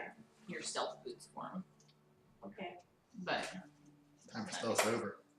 time for stealth is over, and I You can make need you to roll for invisible. that. I can make you invisible anyway. So can I. I also have thought that passive. only works on yourself. I also have passive without trace now. So Yeah. The cloak that I made. It's a doesn't- scarf. unless I Yeah. don't need it for the final. I think It's a scarf. I made it. You think I would know? The I card feel I got like said if- it just lets me cast the spells. Oh, I mean, I don't know. Does it? Let I'd me have cast to double check. my Okay. wording, but Yeah, I feel like the intention behind it was so that you could cast it on yourself. the intention was self, but if I worded it poorly, either way. Yeah. So you guys continue sailing the boat, furthering your project, and sort of enduring this sort of tense anticipation for what is coming ahead.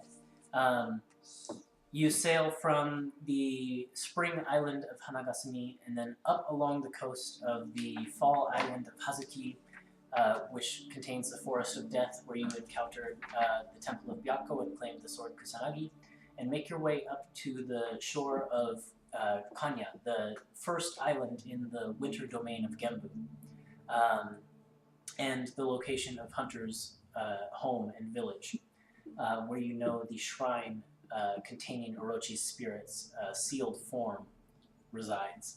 And you get the Drowning Kiss into a nice safe bay there, and begin the processes for disembarking and making your way into the winter island of Kanya. And Dawn, as you're sort of making your preparations, looks at the group of you,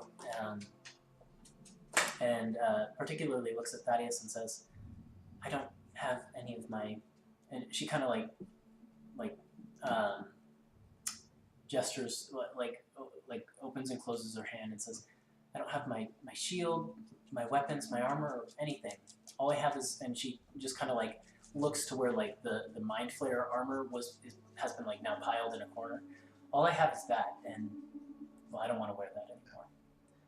Just as an aside, the other funny thing is that Thaddeus can't cast the locate object spell, which he was going to do to find her stuff before he died. Oh yeah. But then he woke up But on the boat, so. So even with the investigation, we didn't find that, or was Yeah, it, you didn't find it. it's not there. It wasn't We there. determined it wasn't there. Okay. Yeah. Sure. But that never happened. So we all kind of rummage through Yeah, the stuff and out there. Thaddeus just says that, like, look, as long as you have the spell prepared to pick up the pieces of whatever happens after this fight, that's all I think we can ask from you. And she nods and says, "That much I can do. I've been every morning since," and she kind of looks at Thaddeus, and there's a glance, and then as the eyes meet, the eyes look away. "Ever since what happened, I've been preparing the spells to do what I need to do if something happens again. I'm just not going to be very useful in a fight, I don't think." She kind of shakes her head. What kind of armor do you wear? She's usually in a half plate. Did she wear plate armor? She could, yeah. We have, Shouldn't have a weapon, though. but she can at least have armor. I can give her the black samurai armor if she wants it. I don't know if I want to drag her into combat wearing just. No, just for her own protection. That's all I'm saying. And I have a mace and stuff. Like we have. Okay, yeah. If you're I offering can it up outfit to her.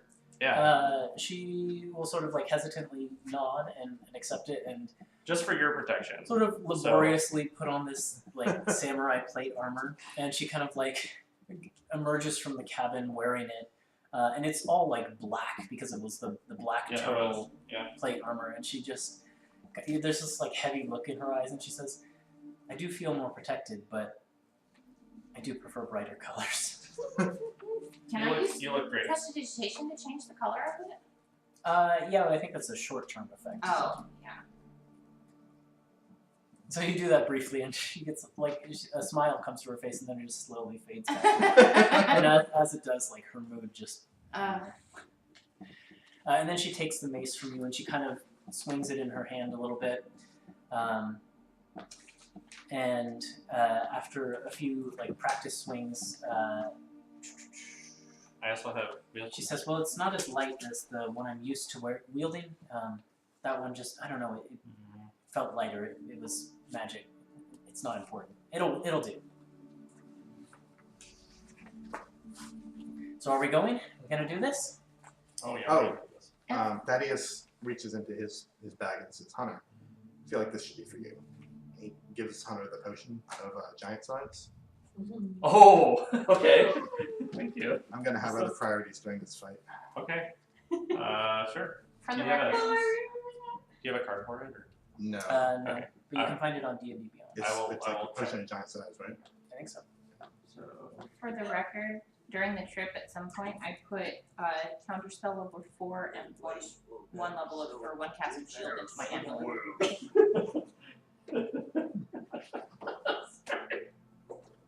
We're just silly outside. Oh, spasms.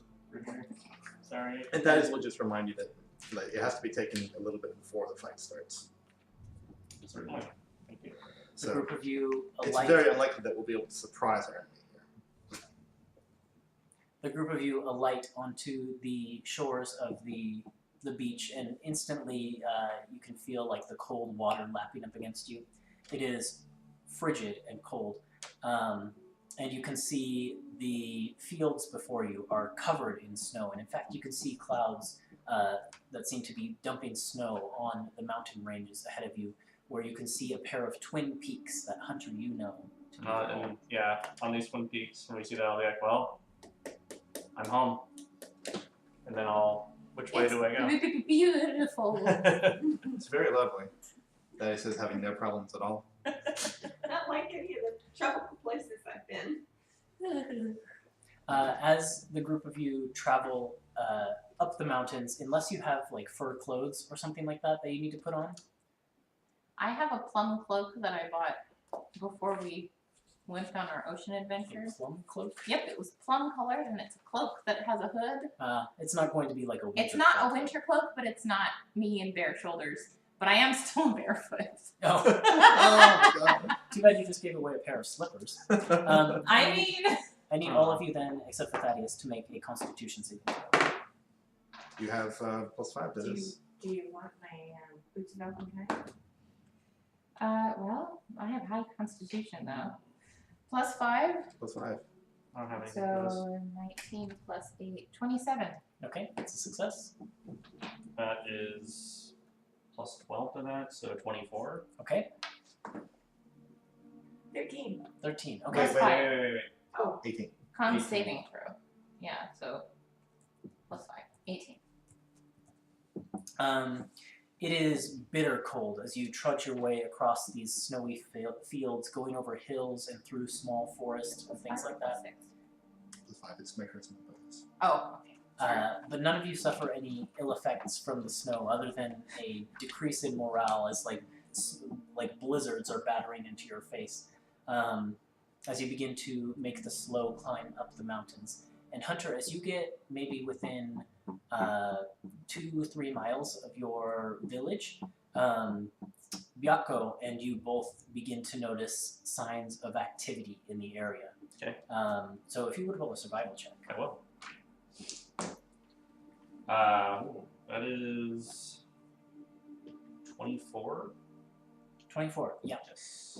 You find signs of like footpaths, like the snow has been trudged in, like trampled down, and it's starting to collect over it again repeatedly, such that it leads you to believe that there are frequent patrols of humanoid creatures through this area. And the more time you spend in inspecting these footpaths, you realize that there are like booted human feet, and then also larger, heavier, warforged footprints. Okay. So I'll tell that to everybody. Looks like we have some patrols to look out for. Yeah, I'm not surprised though. So What else were we expecting? yeah. How far away are we from my village? Like Or- 2-3 miles Okay. tops. You're very close at this point, and you're now up in the mountains, so you can sort of start to feel a little bit of that atmospheric pressure, like your ears popped a little whiles back, that sort of thing. Do you want to proceed stealthily, or are you going in sort of guns blazing? Might as well try stealth. I mean, Yeah. can you help us, Hunter? Yeah. I will cast the trace. Okay. And give everyone +10. Cool. Which that one? Harmony, if you are proceeding on your own at this point, the snow basically comes up to your nose. So you're in bitter cold, but you could make a stealth check at advantage, though you're a little bit slow. You know what? I feel like Harmony could probably be writing Moonlight Sparkle because it's so hard for you otherwise. I was gonna say I'm probably either doing that or I'm riding on Hunter's shoulders. Okay. Whichever one you want to do. But like you're way slowed down, Especially since though you'd be very hard to see. She would like go walk in my wake probably, right? Yeah. Can I do that? That you could do too. Okay. Yep. Then you're still. Then I'm still kind Below of the covered by the snow, snow. but I'm walking behind him. Okay. I'm You can like still take making a advantage path of for it. you. Nice. There you go. Dawn will make her check at disadvantage. Plus 10. Okay. Well, that's a 17 for Harmony. I should be writing these down. Oh, what's the stealth check? Oh wait, I forgot to add my bonus. That's a 19 for Harmony. Or you don't need to roll actually. I'll roll. No Uh, advantage, sorry. Mara, have you swapped out your shoes already? Okay, so it's not an advantage anymore. 18 plus, I get Plus. 10. 10, 28. Okay, 13 for Thaddeus. Hunter. 34 for Hunter. And Byako gets a. Oh my. Yeah, who gets like a 40 something. Yeah, Byako gets 44. Okay. Wait, more than that actually, but yeah, it's like above 40s. It was plus 23. Yeah, Jesus Christ. so Plus 40. 23. yeah, 42. 42. Thanks. Yeah. Super pass. So Bianca's like tunneling in the snow, so like you definitely can't see. Makes sense though, because he's a white tiger. Full right? cover. Yeah. As you get quite a bit closer to the village, you sort of are stealthily making your way through the snow, and the spell that Hunter cast is kind of bringing this like white illusion-y mist around you to obscure your forms against the snow. As you get a bit closer to the village, you can see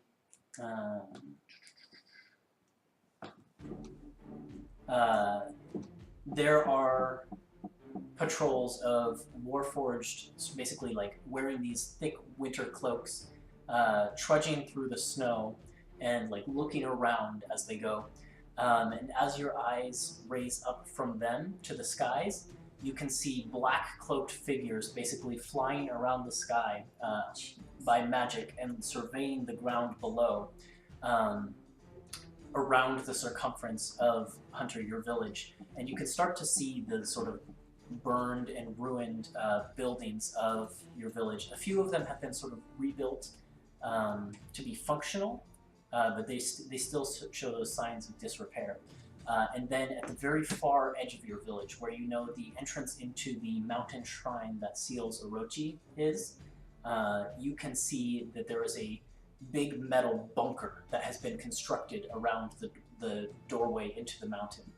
And this is what you can see as you approach. No one seems to be taking any notice of you, but as you sort of hide within the snow itself with the spell projecting illusion magic around you to keep you hidden, a group of Warforged does pass by, and they're led by a mage in a thick black winter cloak with the white hand emblazoned on the hood.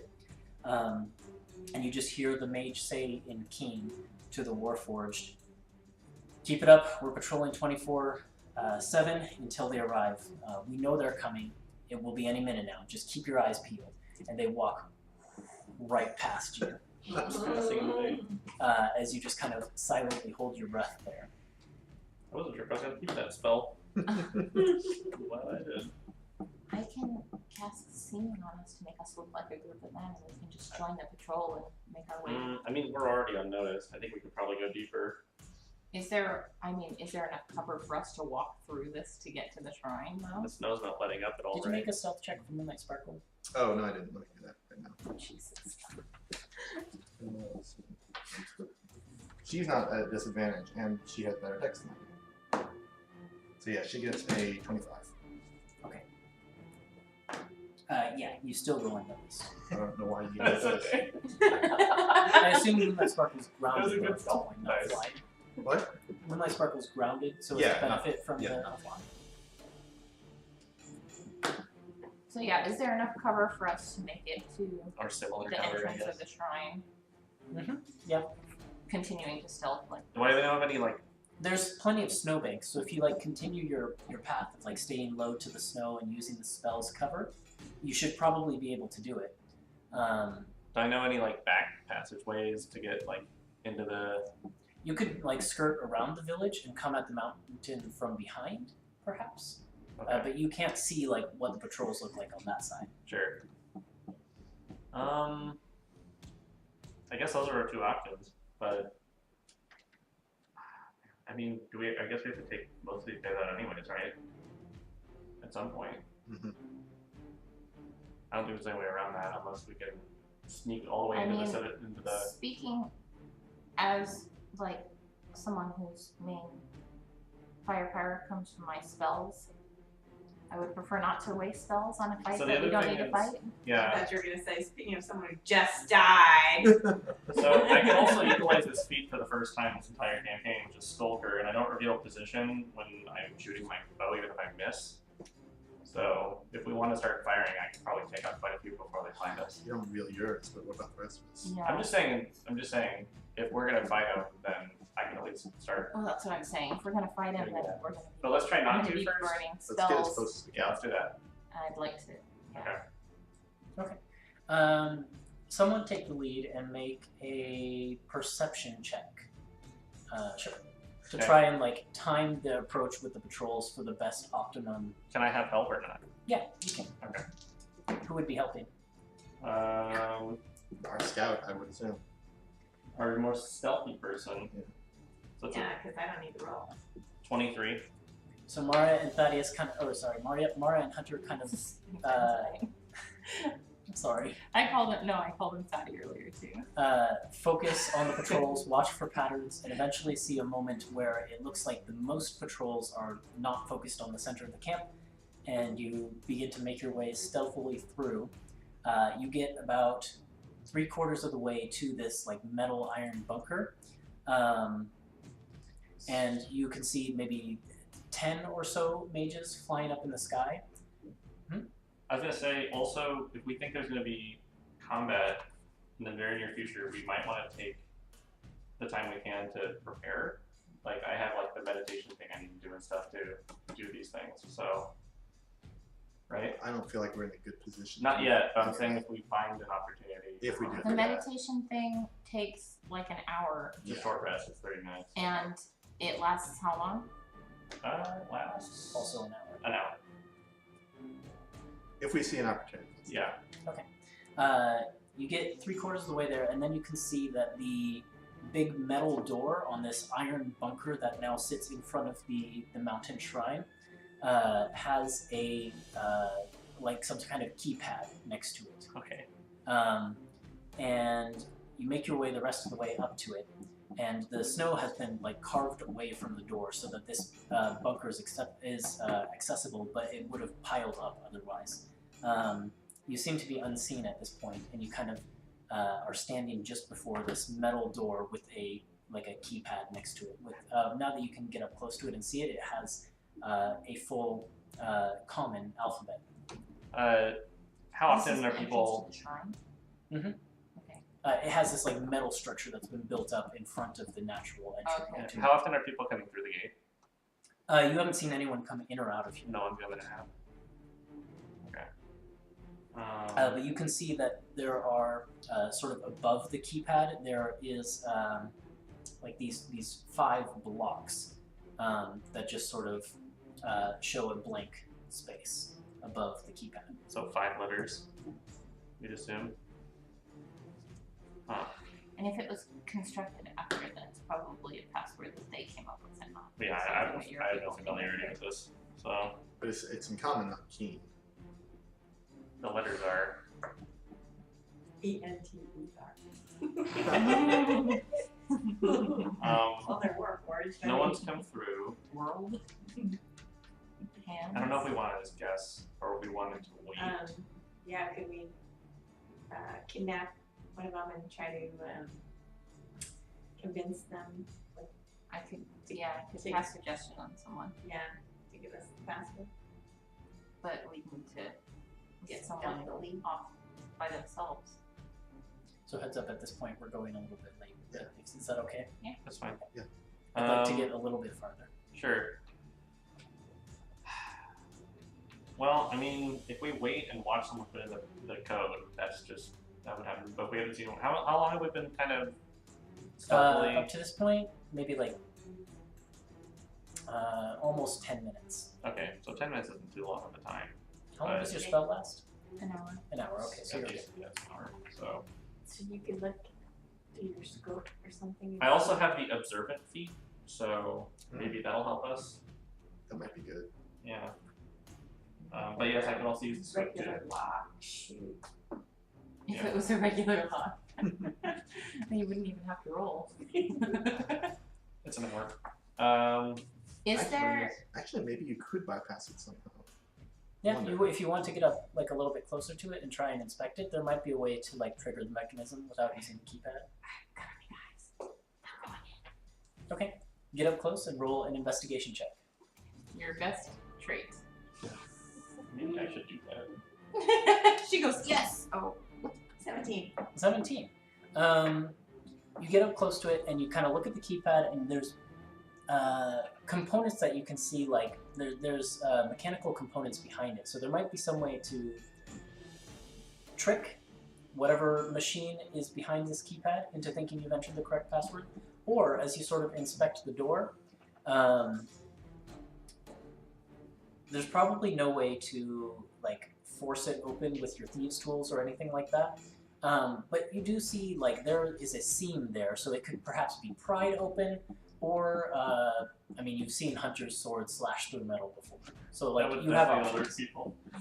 and I could Yeah. also probably get it open with the force of Telekinesis. my Yeah. telekinesis. Okay, so if we pry it open and it raises an alarm, doesn't somebody have a cone of silence or something we can put around that? That's fine. I would I can say take that, but I didn't take that spell. try You have such high expectations of us, Mara. I try, forget try what everybody- disarming it, and if disarming doesn't work, then we have to keep smelling it for a backup plan. If the alarm goes off. If the alarm Right. goes off, which I'm assuming if we fail to disarm it, it will come. Yeah, possibly, probably. Lots riding on you here, Mara. Or Well, what kind of check? Like, if I came up and looked at it with her, can we figure out how to disarm it? I mean, you probably have the mechanical knowledge. You don't have like the nimbleness of fingers. So I can like instruct her very carefully. Yeah, perhaps. maybe So, it's a job for do you want to do that? Do we think it's difficult? Are you gonna do It's that? possible. It'd be more possible with your help. Okay, so let's look at it and then maybe evaluate the difficulty. Okay, roll an intelligence check. So, yeah, Not honey, either do of your them. beep beep boop boop here now. Come on, help me. Only for you. Intelligence gives us, just straight intelligence is 15. 15. You vaguely know how, like, you kind of like pull the box forward a little bit and you can sort of see behind it the mechanical components that are going in there. It is beyond your knowledge. Okay. It's the sort of thing that you saw in like Quoor's lab with Yeah. like A lot wires of and things stuff like not that. here. You know enough that you could probably help Mara out a little bit. So Mara, you could make a Thieves' Tools check with a +2 if you want, Okay. with Hunter's Is guidance. that what we want to do? Yes, let's do Okay. that. If there's an alarm, I'm gonna hold minor illusion to create the sound of a commotion in the opposite direction Okay, sure. to try and combat. So it's +2 plus Thieves' Tool, which is my proficiency Yes. Do you have double proficiency in that or just regular? on Thieves' Tools. That's a good question. I have no Because idea. that's what you use to pick locks, right? Yeah. I think you do have double proficiency in that. So the help is not help, it's +2, right? Yeah, you didn't quite roll high enough on your intelligence. Yeah. It's, I didn't It's even not use even Tinker's tools or anything. It says Thieves' I had Tinker's tools within about 20. Because that's your expertise or something? Yeah. Navigator's Tools, Navigator's Tools, where are my Thieves' Tools? Well, let's just roll it with regular proficiency, and your lowest roll is a 10. because it's Yeah. Okay. proficient. So Well, it's a 10. So it's a 10 10 plus. 8, plus 6 plus 2. 5, right, for dex. Oh, is that what it is? Yeah, Okay. so it's 21 is the lowest you could get on that. Okay. So it might actually matter if she So if she has double proficiency, then it's a 27. There it was. Blocks. +9 Oh, yes. That, rolls. I thought that's what it was. So it's a 10, so 19, and he gave me 2, so 21. so 21 total. I wrote it somewhere. You. That's my thief Let me skill. see this. I Let me wrote pull it up her when you told me character last time. Yeah, hold on. Roll a 2. I feel like it really matters whether the second Yeah. is.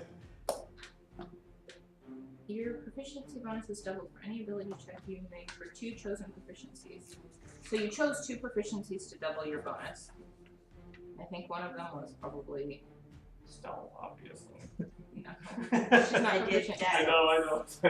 Not dex, but No. where was your very Sleight of hand first and athletics, or sleight of hand and Acrobatics. acrobatics. acrobatics? And maybe? sleight of hand, yep. Okay. So it's not a tools thing, it's No. a... Yeah, because it could be you're with your thieves tools and 1, or with 2 Yeah. skills, and it looks like you picked Yeah. 2 So skills. it's 21 is for roll.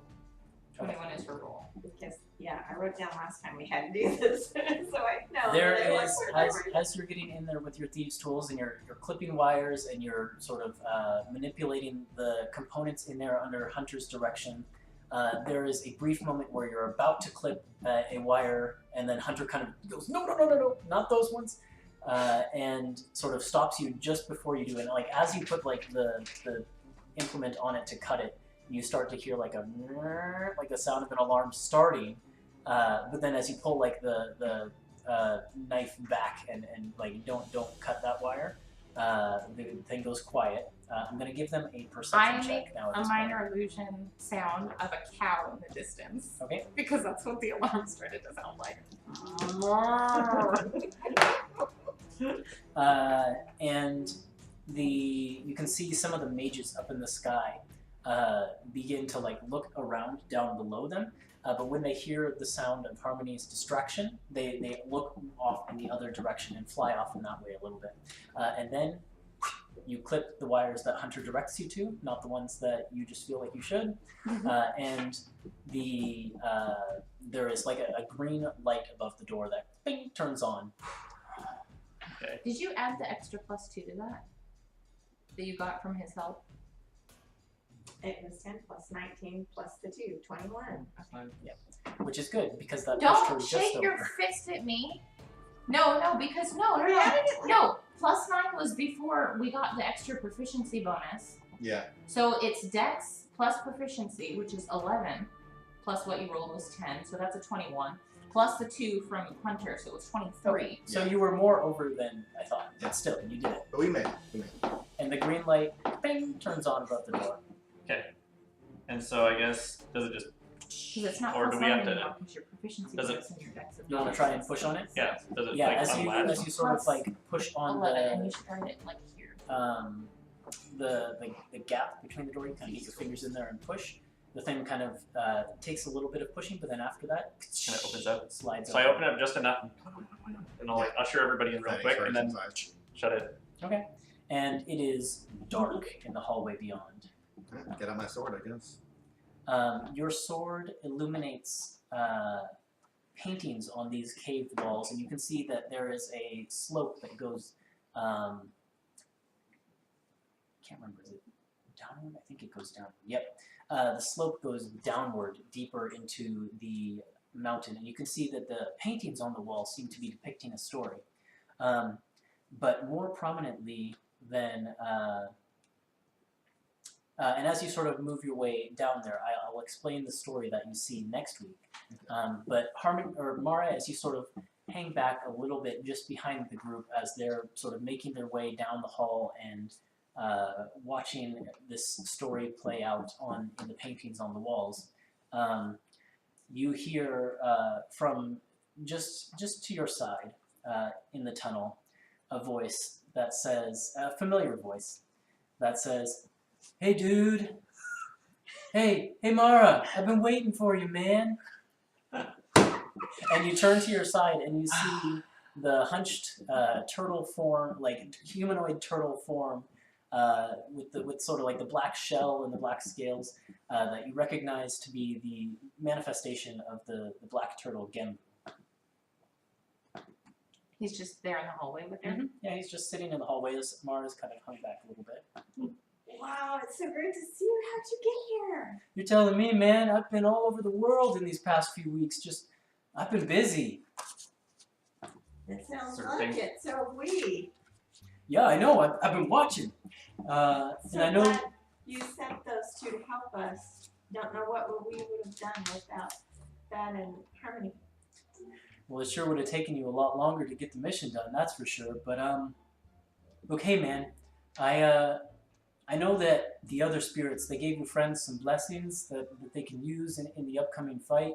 And I don't want you to think that, like, your spirit's inferior to the other ones or anything like that. So, like, I've got a little something to help you out, if you like it.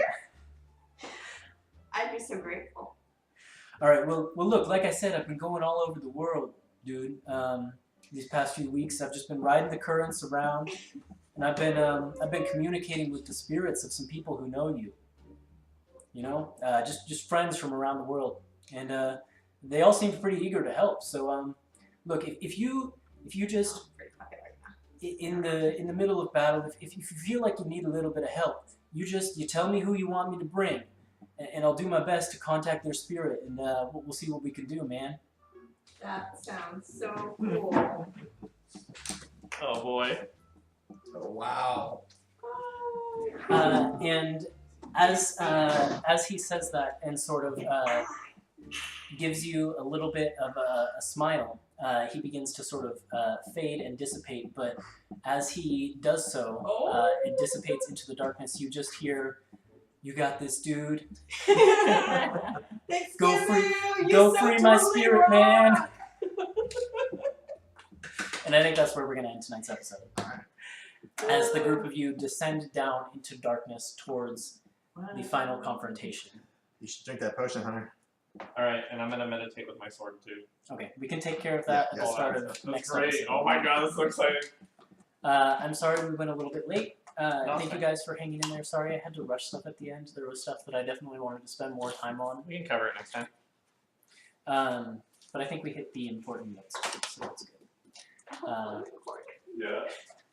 And we'll pick up there next week. So thank you all for watching. This campaign's going to come to an exciting conclusion one way or another next week. Well, actually, there will be one more after that. But,